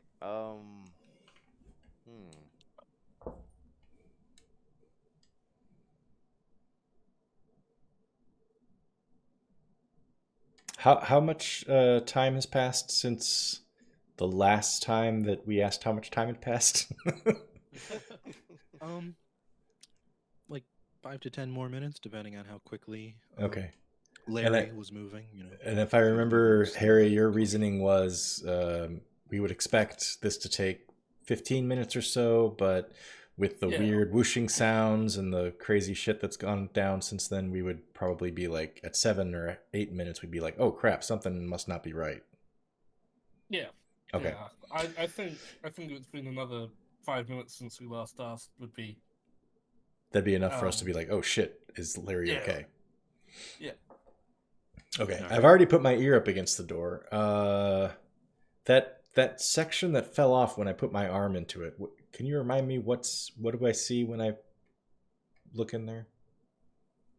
All the mechanical doohickeys that Larry would list off as if everyone knows this stuff. Okay. So there's, to the layman, there's like pipes. The stuff that I would stop there's any listening to him wires. about. Yeah. Exactly. As soon as he started talking, I just zone him out. Okay. All the technical jargon. Yeah. Be like, wow, that guy knows what he's talking about. I don't have to pay attention. Okay. So I'm going to do this very slowly and deliberately with an eye on both Jonny and Rice. With the reason I've got an eye on him is because as I'm doing this, what's the word? I'm acting this out very deliberately so they can see what I'm doing, so that at any point, if they don't think this is a good idea, they can stop me.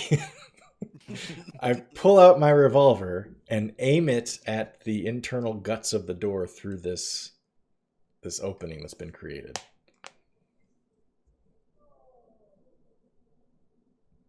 It sounds like nobody's going to stop me. All I'll say is that Adam's muted right now, so... I've got no better ideas. I'm not fitted in that fin.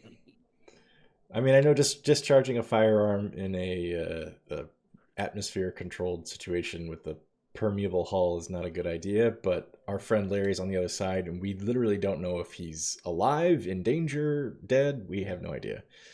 And it doesn't seem like this door is going to open itself anytime soon.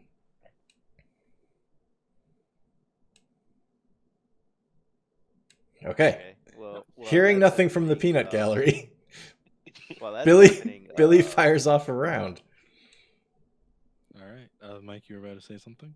Yeah, while that's happening, Larry can't think of but one option that he doesn't want to take.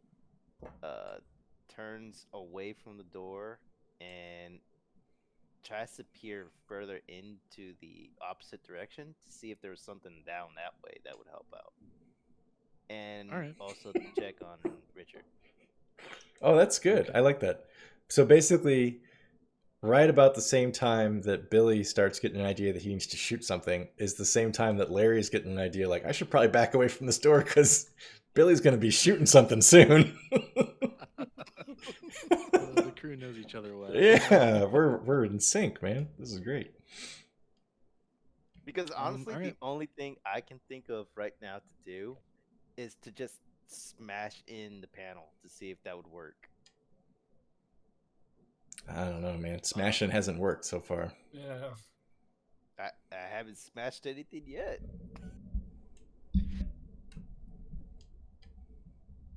Well, I don't know if you want to determine what it is that I can find further in, or just go with the shooting first. Yeah, we'll do what you see first, because that'll only take about as long as it takes to pull the trigger. You turn around, sort of at this panel, which is fortunately next to the door that is about to be shot through. It wasn't like, immediately in front of it. So you turn and you look into this room, and finally, sort of taking a look at it, you see it is huge. It's like bigger than some houses. Uh, Certainly big enough that your one lantern does not illuminate the whole thing. All you see is, I would say, nearest to you are a row of like consoles and chairs, very office-looking chairs, and it seems like another row or two further ahead look basically the same. And not in every chair, but in probably most of them are corpses that seem like they've been here a very, very long time. They are not the mostly human looking bodies you have seen so far. These are old, withered, near skeletal, mummified remains. And then, Pem, would you like to make me an attack roll against the door? Oh yeah, So it is going to be that's a same old 1d6. 2d10 plus Oh. score. Boy. Oh, okay. The classic attack roll against the door. Yep. Yeah, we've all done one. This is what Gygax was pretty thinking healthy. when he created a game system like this. This is. Yeah. I mean, probably. I'm sure the war games he was playing before had rules for Yeah. taking down How do you attack a door? doors and such. But he was like, how does an individual attack a door? Yeah. I always feel like with the door, like aside from everything, just general thing, you shouldn't have to make an attack roll against the door because it's stationary, like Well- not moving. Fortunately for this door, most of it is not going to be thoroughly damaged by a bullet. So this roll is more so seeing if Billy Belly is lucky enough to hit the one little switch Oh. that'll open it for you Ah. guys, Or that it ricochets back and hits him in the gut or something. or that. But neither happens in this instance. You very slowly, deliberately, as you said, Pem, ready your firearm, picking just one spot in the internals of this thing that looks like it could be important, and firing a shot that rings loud and punches through a pipe and then knocks into the metal on the other side, not quite pushing through, but doing some good damage to where it hits. And this pipe begins to leak out this pressurized gout of water, both through the entry and exit hole that your bullet made. Mike, you do not hear a gunshot, but you sure do feel something hit the door next to you at roughly gunshot speeds. And again, I'm not going to make you make a save here. You've sort of adjusted to the pressure by now, but it does not feel good to be standing next to that as a gunshot level of pressure moves across your body.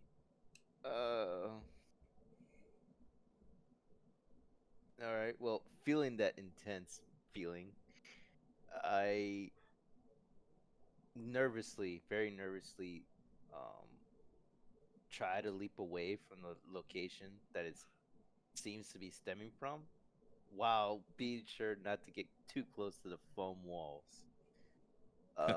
Yeah, you bounce with the reaction time of someone who would have been shot, and sort of step aside of the door and where the bullets seem to be coming. You see in your lantern light a very nice dent has been made, but no hole has been opened up.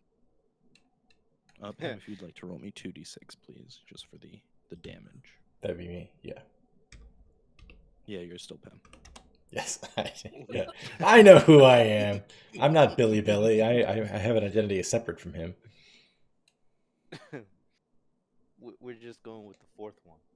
Hmm. Okay. Seeing that dent, I apparently very quietly mouth out Billy.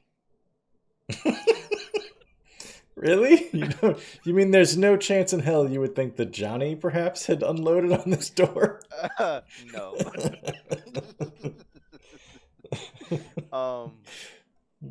While shaking my head as usual, I look back into the room and I don't see any kind of like central computer that I could use, correct? Just a bunch of Not from where desks? you're standing. From where you're standing, Okay. it looks like a bunch of office desks. Or I And suppose one continuous row of combined office desks. It's more like a NASA control station, I guess. okay. And stepping in a little bit more to where Richard is, Mhm. I'll determine if he's still doing okay.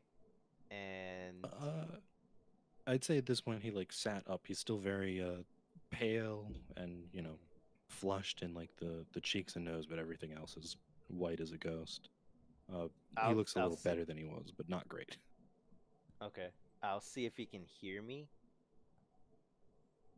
Uh, he looks at you, but if you say something, he does not react. Okay. Seeing that, I motion to him to go back into the hole while Okay. I guess I'll go with the last option. I'll smash the panel. All right.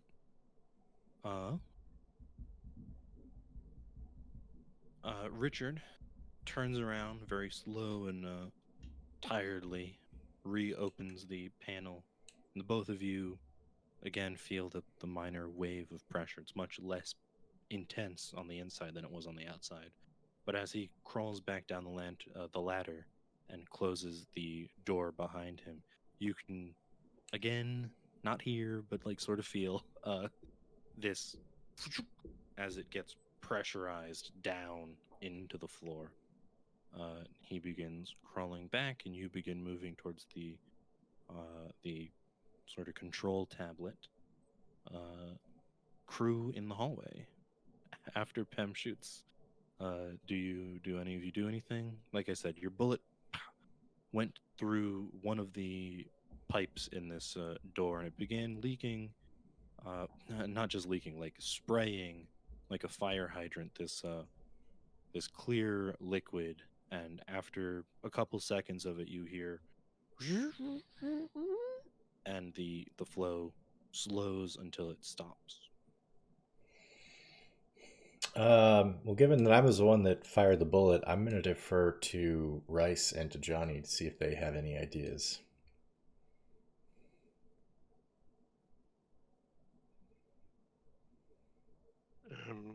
The only idea I've got is to try and climb into the thing, not into the passageway, the service alley thing, whatever. Mm-hmm. Because we've had a look on this side. There's no visible panels that I could see. We've tried brute strength. We've tried a gun. Projectiles, yeah. um, like it just says, like what did it say again? Like wait here until Retrieval. retrieval. Yeah. Yeah. Like. Um. Yeah, unless we start looking through the other rooms to see if there's anything in there. Like, because there's those other, like, the service closets, right? So. But they all seem to have, like, similar stuff in it, right? Yeah. Yeah, so. I think, yeah. Try and climb into the service vent and try and find where Larry went. Okay. Yeah. Sorry, Adam, if you were going to say something, go ahead. I'm just gonna nothing else to do really. Can't think of Okay. anything. Billy's going to back up, and I know this sounds insane. He's going to take one more running charge at the door because we've clearly damaged something. And I think in his brain, it's like, hey, maybe that charge that didn't work before will work this time. Sure. You softened it up the first time. Yeah, and- yeah. No, yeah. Nothing like a bullet before a tackle to really Yep. make your target know. So Nothing I'll like roll, a tackle right? than a bullet in another tackle. Yeah. Okay, I'm rolling my grit, which has no modifier. 5. Oh God. All There's right. my fifth failed save. Last time. Hooray! Bro, take a few steps back further. Let's see.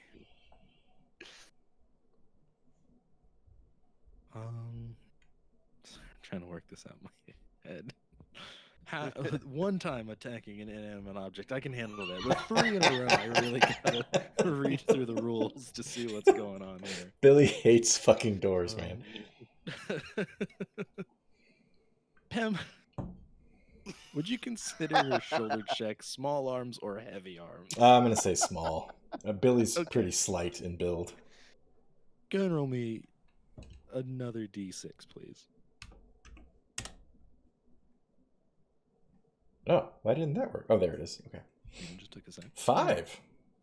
You're rolling good on damage. All right. Billy, you sure do check a metal door a second time. And you know, it doesn't feel much better than the first. Yeah. I'm sorry. But what can I say? It does get at least slight results. You managed to get Encouraging this, results? Sure.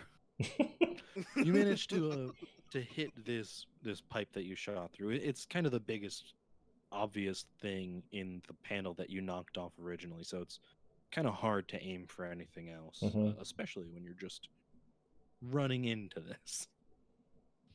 So you land your shoulder squarely into this now decently damaged pipe. It's not any special kind of pipe. It's been tackled and then shot. It's pretty worn through. So when you tackle it again, all of you in the hall hear that nice metallic clatter and thunk as the bottom half of the pipe, starting where the bullet went through, just sort of breaks loose. And one more time, much more intensely now, since it's coming through a far bigger aperture, Oh, no. is this clear liquid just gushing, spewing out. It covers the door, it covers the wall, it covers Billy. And as it does so, you all hear mechanics, the usual mechanics of the station trying to not explode, as some idiot is just wrecking house on its internals. He's going Kool-Aid Man on this door. Oh, yeah. Yeah. That's the first thing we need to add to the soundboard.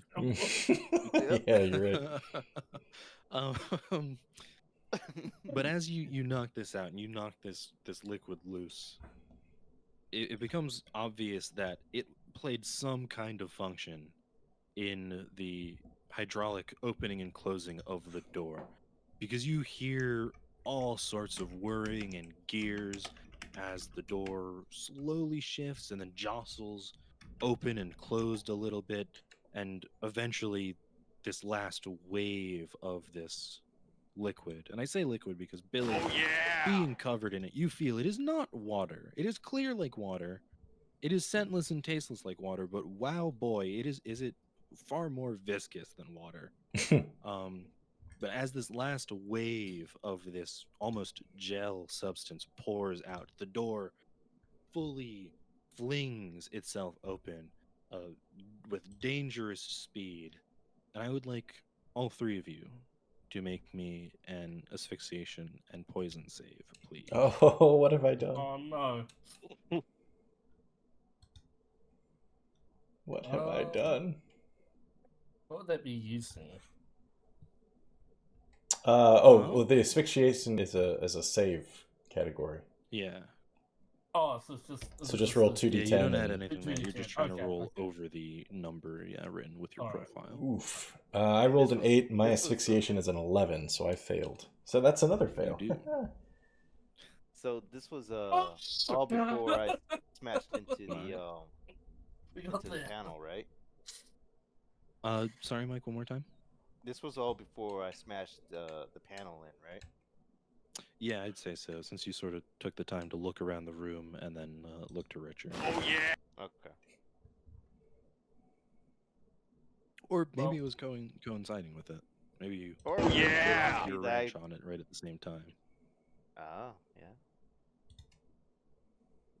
Yeah, I think I failed. Yeah. All right, so Harry, I you passed, being the only success. but are somehow the with only a one who's- 15. Oh, damn. You had to roll real well for that. Yeah. Nice.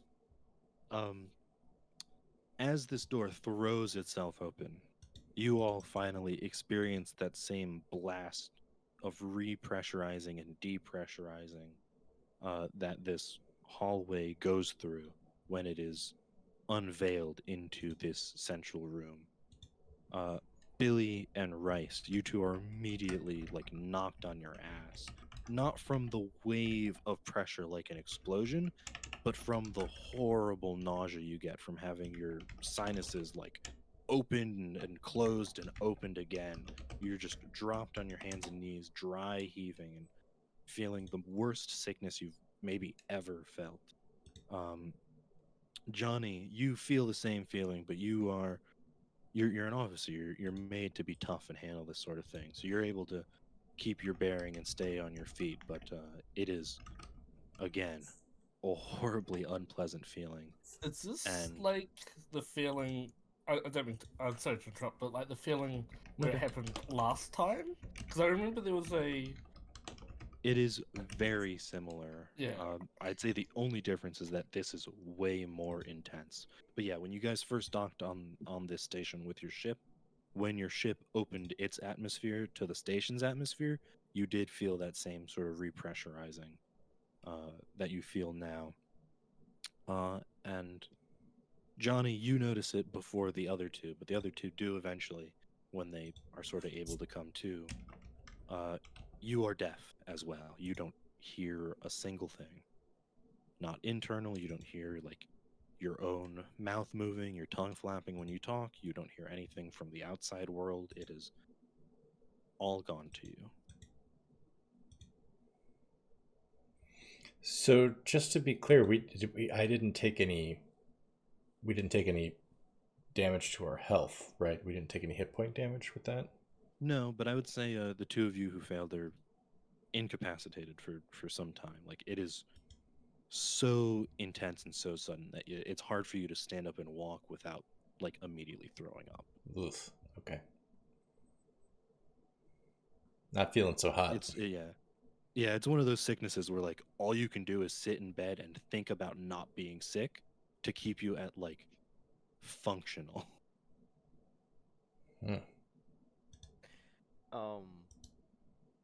While they're thinking about what happens, Larry just looks out into the newly opened door hallway, raises an eyebrow, and waves to them with the wrench. But inside, he's thinking about how, wow, that actually worked.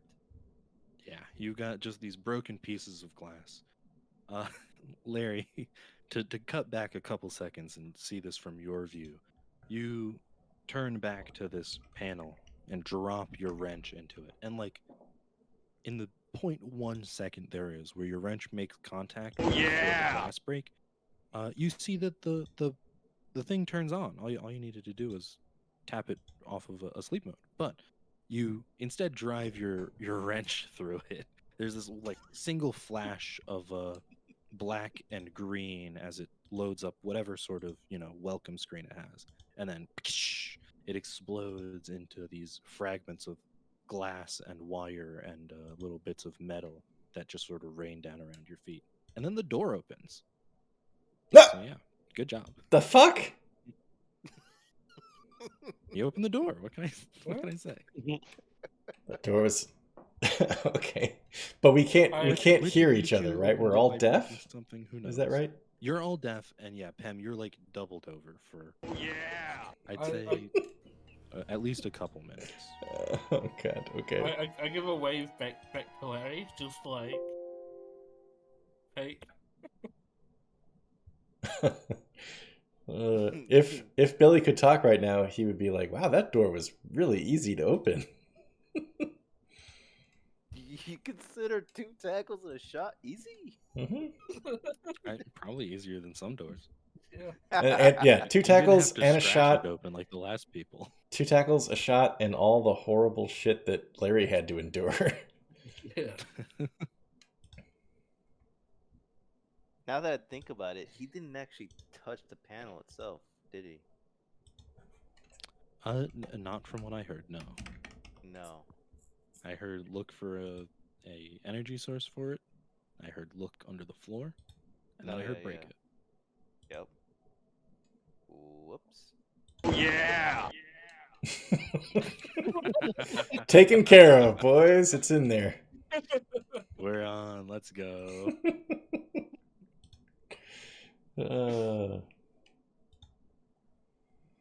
Hey, the frickin' door. We're all deaf. So, is there a is there an indication? I guess there's not, because how would we know how long it takes for this deafness thing to wear off? But is it apparent? I'm assuming that Larry and the rest of the crew are all like acknowledging each other and like, "Hey, we got this stupid door open," right? At this point. Yeah. Yeah, I'm helping up whoever was closer to me on the But we floor. can't speak to each other. Is that correct? Yeah. Because we can't hear Yeah, each I think other. we're all deaf. Yeah. Yeah. Yes. Do we, as a crew, have some kind of? Is it possible that we have like a rudimentary sign language worked out amongst us? Just thinking, like, if you're out in space and you're constantly working on things, there might be times where in a big old spaceship, because of the noise of machinery operating and reactor running and whatever atmospherics and everything, you might need to look across the ship and indicate something to somebody that they can't even hear over your personal radio. So maybe you have just like a quick hand signal you can gesture to them. Or if you're in like an EVA suit and you can't communicate via radio, you would have like some hand gestures you could communicate.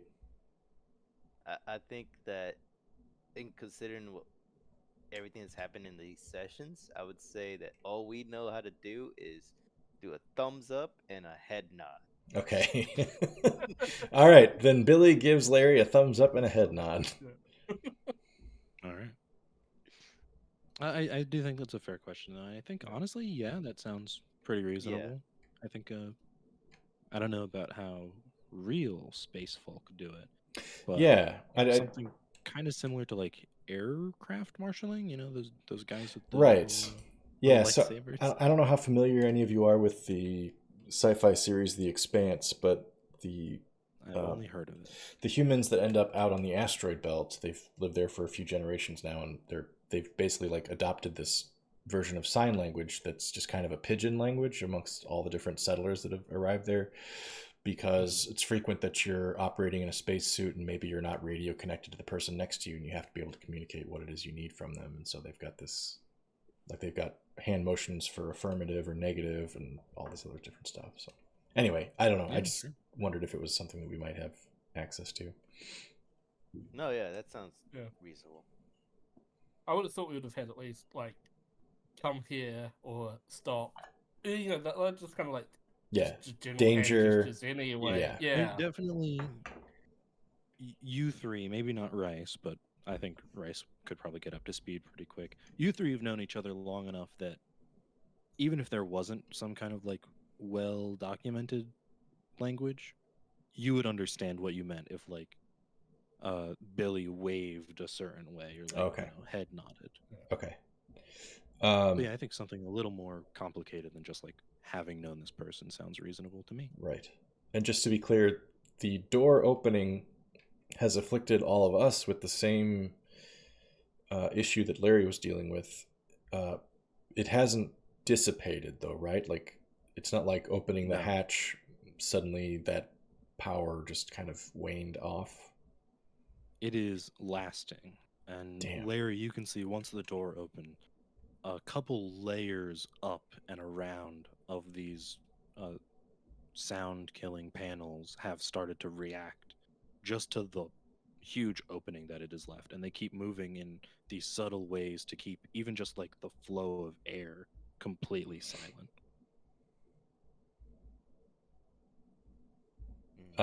At this point, Billie looks at Larry, gestures towards the panels that are responding to our movements, and is just kind of like a huh? Like what the hell is this?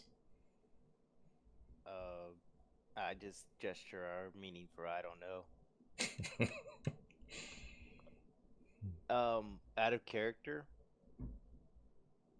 I'm gonna Yes. say that the fact that all this shit was happening to Larry, and the walls are moving in on me is enough to warrant um Larry not thinking clearly enough to press on a stupid panel. That sounds reasonable. Yeah. Yeah. You've been dealing But with some shit, man. out of character, I just didn't even think about mentioning that. All I saw was some powered off shit. And it wouldn't turn on. Honestly, So I think at this point, whatever difficulties you have with opening the door, Billy's just going to blame Richard for it anyway.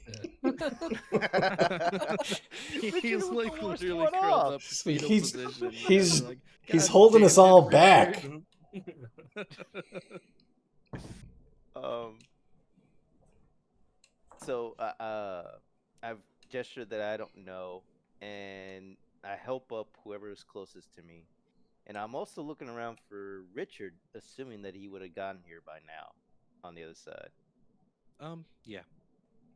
Once the door opens, he very begrudgingly lifts himself up and drags himself over to you guys. Okay. I'm proposing that we all walk into the room the same distance that Larry got in before he had the door open. Okay, I lead us forward, and I beckon to Richard and Rice, and I walk to the point where I stopped and look to the very desiccated bodies. Yeah. Those of you who've only entered the room for the first time now, you see, illuminated by Larry's lantern and the green light from the hall, and whatever other personal light sources you all carry, you see row after row in this huge station of computer terminals and corpses attending them.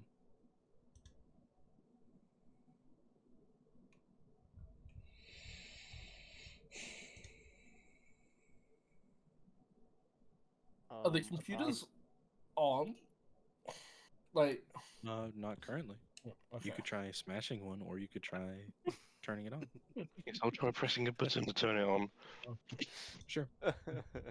You walk over to one of them and you Cowards. press a key, and it doo-doo-doo-doo blinks on, displays some very basic welcome screen in like green ASCII, and then flashes to the usual file selector that you would get on older computers. It's dim and worn, as if the screen has been like burned out almost. But it does seem to otherwise basically function. While they're working on the computer, do I notice if the walls are following us, or are they staying at the entrance, managing the vibrating air? The ones immediately around the door do still keep attentive to the doorway, but as you walk further in, you could just barely make out the panels like all the way up on the ceiling seem to be tracking you guys. So it seems like the whole room are these panels. Yeah. Okay. Just really quick, I want to, assuming that we all make it out of this alive, I want to flash forward to the next time that we're, on the ship, and that the rest of the crew is watching Billie as he's in the cockpit getting ready to start up the engines, and they notice, maybe for the first time, even though he's done this every time, that in order to start up the engines, he takes about 10 steps back from the control console and charges into it with his shoulder. That's how he starts the engines. So maybe it wasn't insane to do that to the door, because that's how he gets the engines going every time.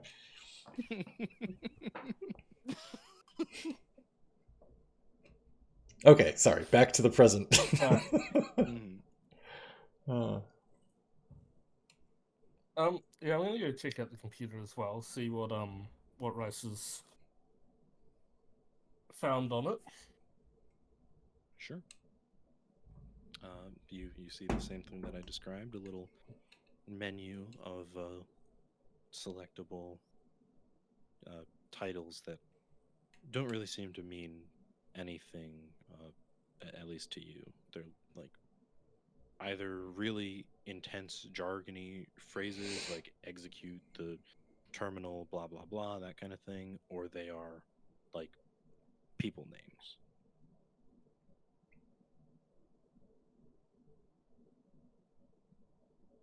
Let's see what the people names open up.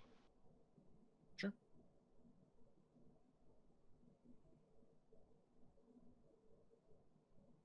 You just picking any old name? Yeah, just any at random. Sure. Let's go ahead and roll.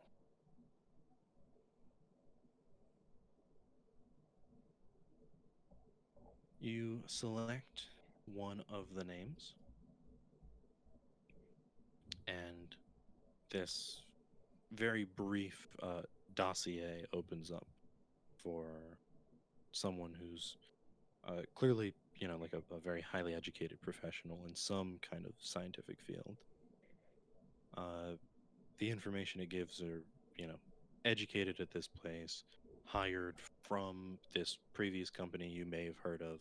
In fact, as an accountant, you almost certainly have heard of most companies, so you would have heard, some fairly innocuous, mundane research company that's looking into like, oh, how can you grow certain plants in space and that kind of stuff. And then how long ago they were hired. This one seems like it was hired quite some time ago. Okay. Try another one then.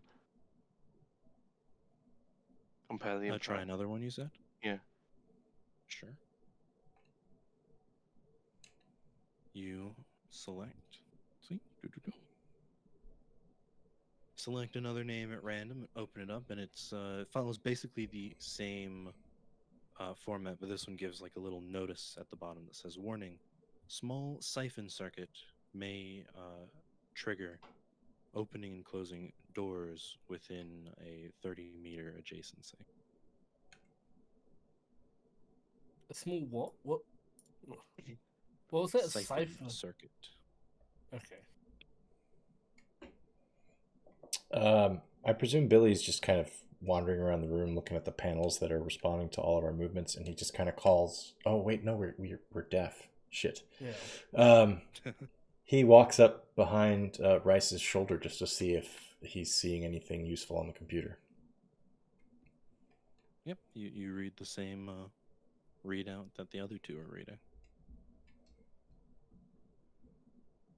Some poor person named Dr. Bracopis was hired some 25 years ago now from, again, some highly esteemed academical society that you, Billie, have never heard of.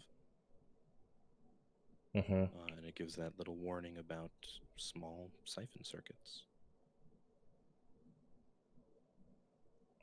Billie motions to Larry. If Larry's not in view of the computer screen, Billie motions to Larry to come over and take a look, and points specifically at the word siphon circuits, as if to say, like, what are these? Okay. I approach the computer and I read that, and would I be able to determine how to go about fixing it if I know that knowledge? I would ask you and everybody else how much your character would know about body modification. Body. Oh, Oh. okay. Well, Billy's is going to be 0. Okie dokes. Yeah. A little. Yeah, I think I know a little, but not loads. All right. Yeah. Illegible to you then. Yeah. Larry, if you do try to think of this in terms of your field, you know that like actual liquid siphons do create a circuit if they, are moving liquid back and forth, but like small siphon circuit reads as like someone who has no idea what they're talking about, just using kind of jargony terms to sound smart. So this is out of character, but Yeah. I'm wondering if one of the corpses here in the room has this particular body modification that would I don't know what would need to happen to the modification or the corpse or whatever to activate it. But given that Billy knows absolute shit about this, I don't know how that information would come up. So the line was talking about doors, correct? Mm-hmm. And from the limited knowledge I have, would I be able to not outright say since we're deaf, would I be able to say that I have a hint of an idea that maybe a body is needed to pass through certain doors? You could speculate as Larry would like. Mm, well, I Dude, this has gotten so hard. Yeah. I know. Honestly, I made that to be fair.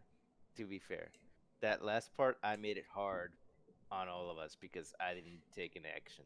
So Oh no, but even if you had, I mean, we'd still probably all be deaf, right? Like Yeah. yeah, the challenge here is trying to communicate ideas amongst our team so that we can formulate a plan and see what we do next, and we can't even talk to each other. so I look up from the screen and I look around.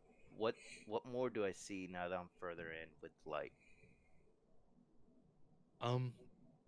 Really just rows and rows of the same computer terminals, and many corpses, all of whom are dressed, you know, vaguely sciencey. They wear, excuse me, they wear lab coats and spectacles and formal pants and clean None. shoes and all Do that. any of them have the badges on them? The same identification badges that we've Yep. seen? I'd say some of them have the same sort of ones you found earlier. Some of them have much more, plain breast pinned name tags. But they've got the same like color coding. Like, are all of them? What was it? Richards was Oh. green. Green badge was science. Is that right? I have it. What I wrote down was green was science, blue was security, yellow was management, I think. And then there was a red we haven't identified yet, I believe. That sounds correct. I would say, yeah, if you go, digging through pockets to get a couple examples here, they are all green. They are all a different shade of green, a much like darker green than Richards, and they have some number of like black bands on them that seem to represent, some kind of rank.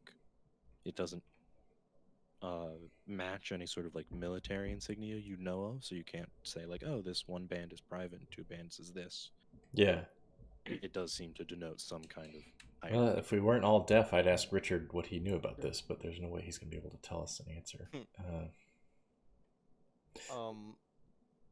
Looking away from the desks, I don't see any other doorway that's different from the spokes one, right? I know you have your lantern. Does anyone else have a light source on them? My light I've source got a- are glow sticks, so I I've- just Okay. assume I've got one like tied to my belt. Okay. I've got a lantern as well. All right. I'd say with your collective light, then you can illuminate a lot more of the room than just you could, Tanom. So you see now again. This room is huge. I'd say there's like 3 columns of these computer terminal desks. Each desk has like 4 terminals at it, and it goes forward for like 15 rows. And even that is like maybe half the size of the room. There's a much wider space before you get from the outermost row of desks to the walls of this room.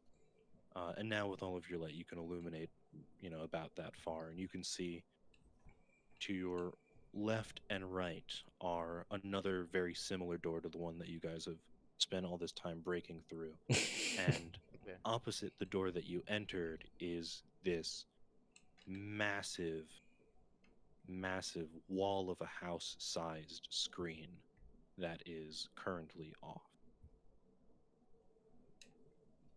Okay. Is there any clear Um, projection source for the screen? Nothing that's like sticking out It, of the it ceiling? seems like a or... computer terminal screen, Oh, not like a okay. projector. Okay. Okay. As for Billie's silently questioned motions about the Body mod stuff? body mods, I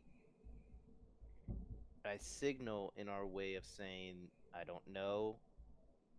Maybe I have an idea, but upon looking closer at the rest of the room, I gesture to the giant monitor and to approach that.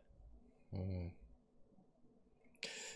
Does the geography of the space make sense that we're clearly in the hub of one of the rings? Like we took a spoke in. Is the Yeah, room that's like what I was thinking about too. is the room roundish? Like does it make sense that the doors that you described would be spokes out to the outer ring again, or Yes. okay. Mhm. There's probably, if you go all the way to the walls of this room, there are Mhm. probably like, thin windows that you could look out of, and you could see the outer ring itself and Okay. sort of look up and down into space. Okay. Are the windows so large, or do they offer a big enough perspective that we would be able to see like our own ship where we docked with the station originally, or is it too No, that would okay? be, from your position, that would be like almost a downward. Okay. Yeah, it'd be straight Alright. down from us.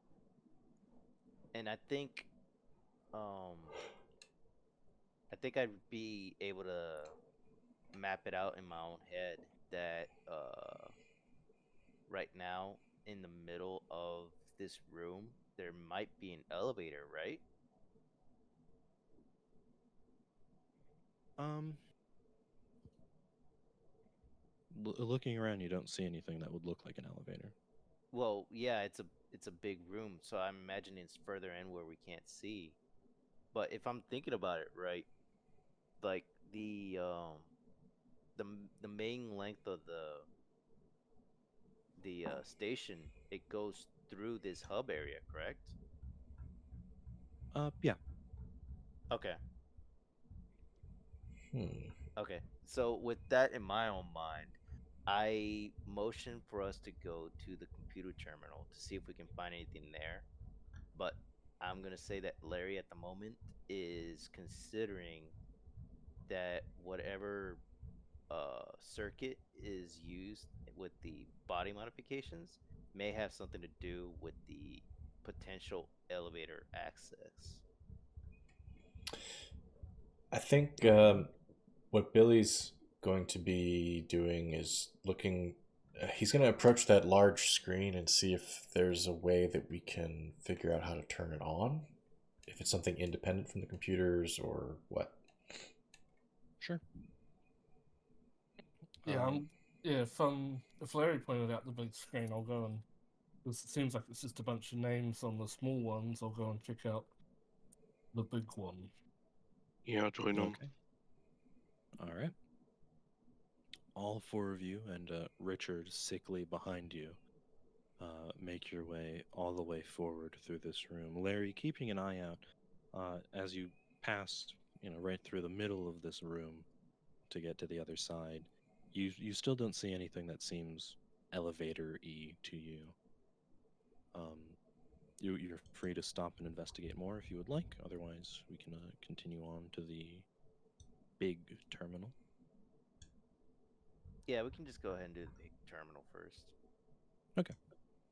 You make it to the front of the room, and you all see at the end of the last row of these smaller computer desks is a stage. And on the front middle of this stage is an elevated computer terminal with, a smaller screen that seems like it is connected to the larger screen up top. Like they would display the same thing. Turn it on. Excuse me? Turn it on then. The smaller one. All right. You start, pressing keys in order to get the computer to come alive, and instead of the screen lighting up, you see a slot on the side of it that looks, much like a credit card scanner, glows with a red light out of it.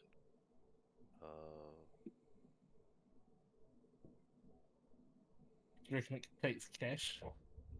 Feed a note into it.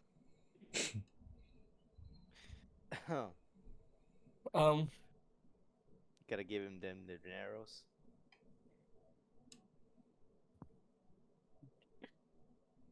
I'll go and grab one of the ID cards off one of the corpses and feed it into the slot. All right. You pick up one of the cards of these dead scientists, and you return to the stage, slot it in, and it fits pretty damn well. And once you put it in about halfway, you can feel some kind of motor accepts it and pulls it all the way in itself. And indeed, both the little and the large screen flash to life with a little line of text that reads, "Not high enough priority." Yeah, that's what I figured. Do I see a corpse that would stand out from the scientists? All the corpses you see here seem like they are sitting at the desks here. Okay. At the smaller terminals. After looking around, I would motion to the others that we're probably gonna have to go further in.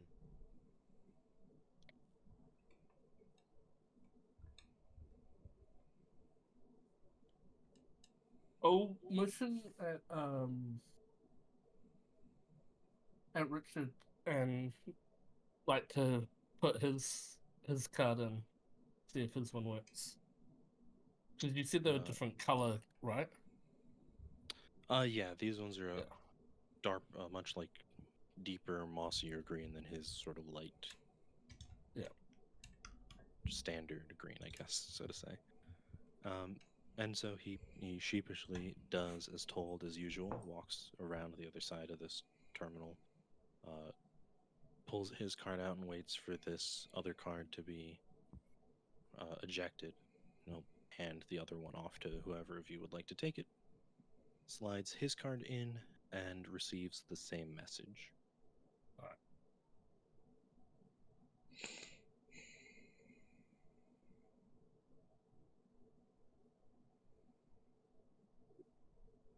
right.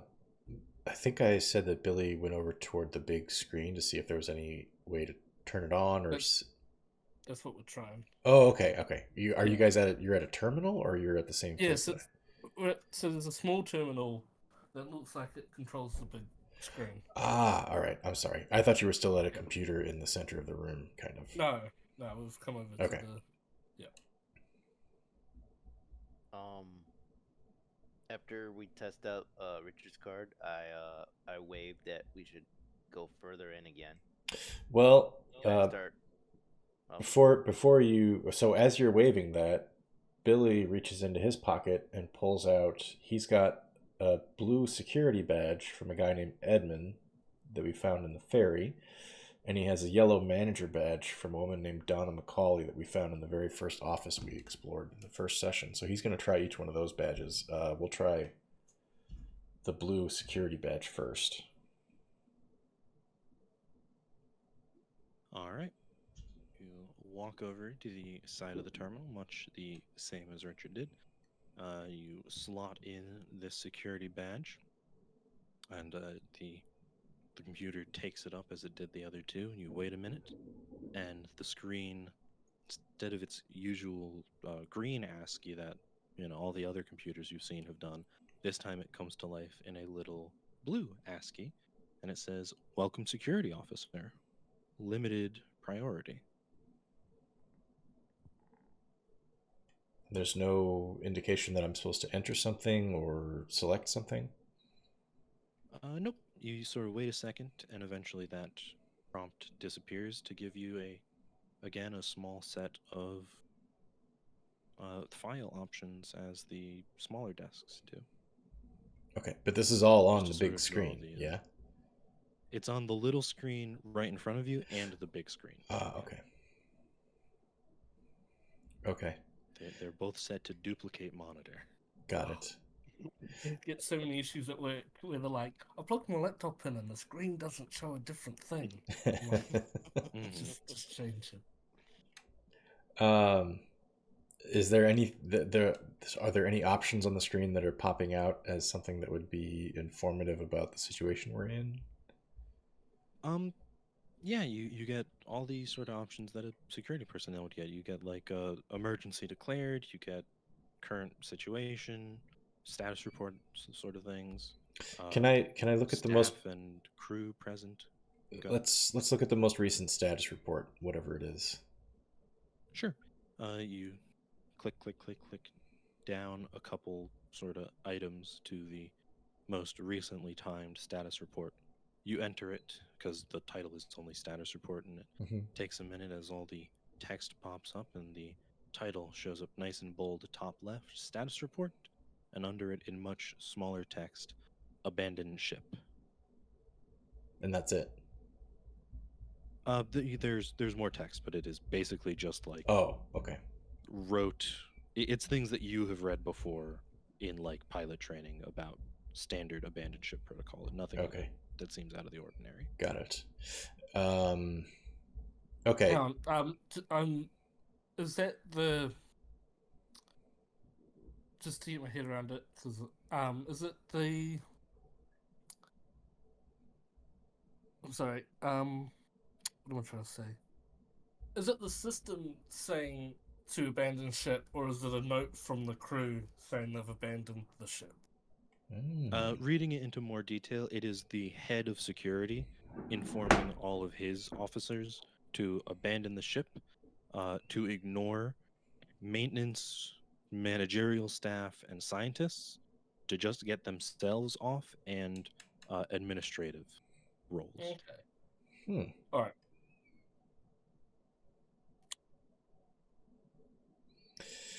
right. Okay. Can I pop out the blue security badge and put in the yellow manager badge and see if any different options are presented? Sure. Yeah, you hit eject and the card wears out, and you slot in the yellow card instead. And again, you get welcome staff, just simply staff, limited priority, and again a wall of different files appears. These ones seem much more like low-level communications. Like they're almost email titles, right? Some of them are like getting together for a party. You've even read a couple. I was gonna say before, we've seen some of these before. Yeah. Yeah, exactly. It's the same. Okay. All right. So nothing. Anything that looks official is like stay in place, wait for further instructions, that kind of stuff. And Right. you see that message went out after the security message of like leave these people behind. Huh. Okay. All right. I'm gonna pop that badge out of place. Back and put everything back in my pocket. Sure. So I'm just remembering we came down the spoke. The walls started closing in. We dashed through. The walls closed behind us. We finally got through the door, but ever since then we've been deaf, and I presume that going back down the spoke the way we came, we'd run into the same closed walls, and the deafness exists there too. I think Billy's thinking like, okay, we got to get someplace where we can communicate again, so we can all get on the same page about what it is we think we're looking at and what do we do next. Just if he walks up to one of the other doors in this room, is it obvious that it's easily opened, or are we going to have to throw our shoulders at it again? The only difference from this side from what you were doing outside is that there's a little similarly looking control terminal to what was on the stage.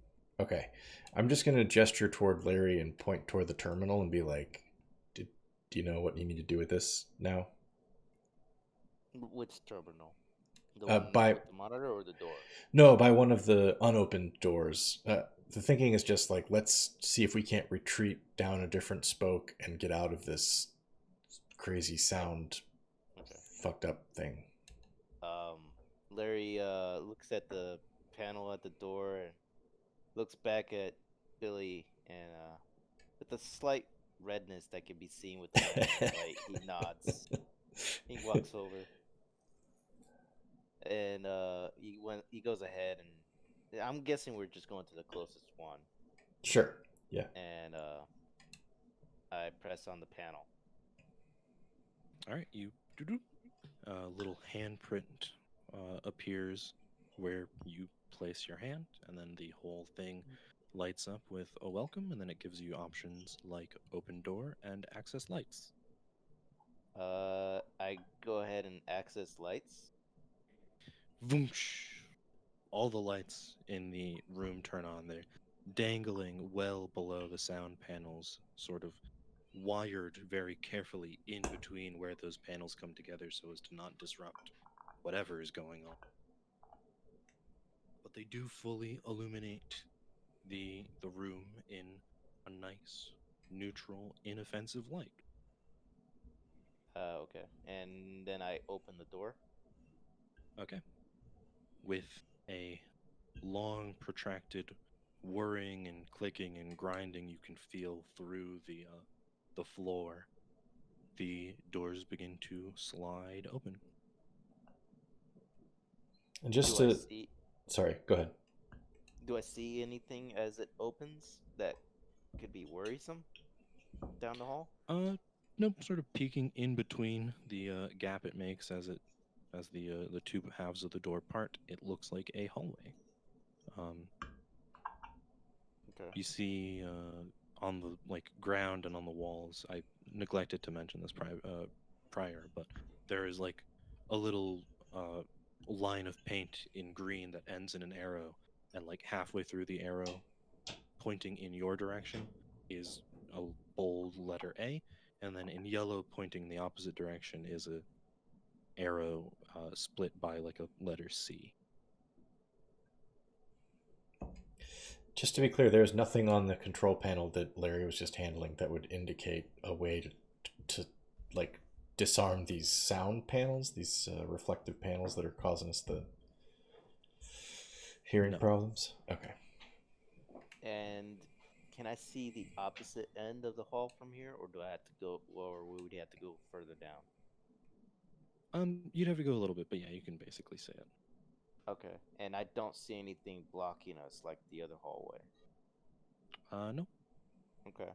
I nod to the others and get closer to the door as it opens up. All right. You stand by it, and you can feel and notice at first when there's a slight gap, you can feel air rushing in either direction as the two chambers attempt to reach some kind of pressure equilibrium, and then it, once it opens up wide enough, there's enough airflow that they do even out. Billy moves over by Larry at the door, specifically trying to pay attention to whether or not he notices a lessening of this deafness, if he can start to hear any sound. Paying incredibly close attention to it, I'd say you do feel this very slow, gradual ease of the pain and pressure in your head until the doors are about halfway, and then all of a sudden you feel it rush back into you.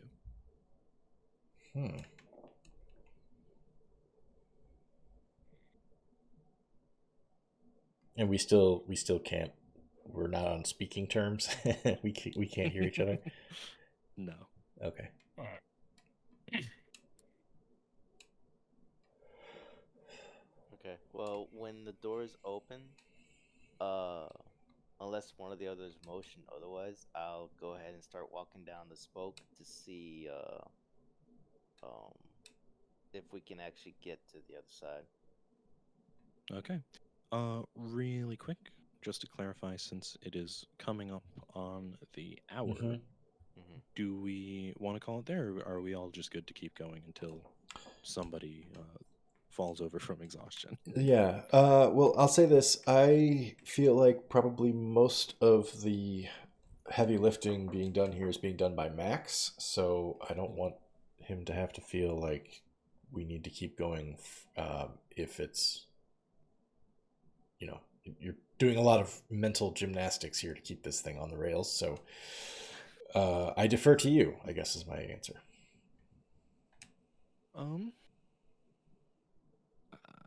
I feel like you're... Okay. I will personally say I'm fine either way. All right. Yeah, I feel like here might be a good place to stop. Yeah, that sounds good. You're about to breach into a new area. I'd rather stop too early than too late.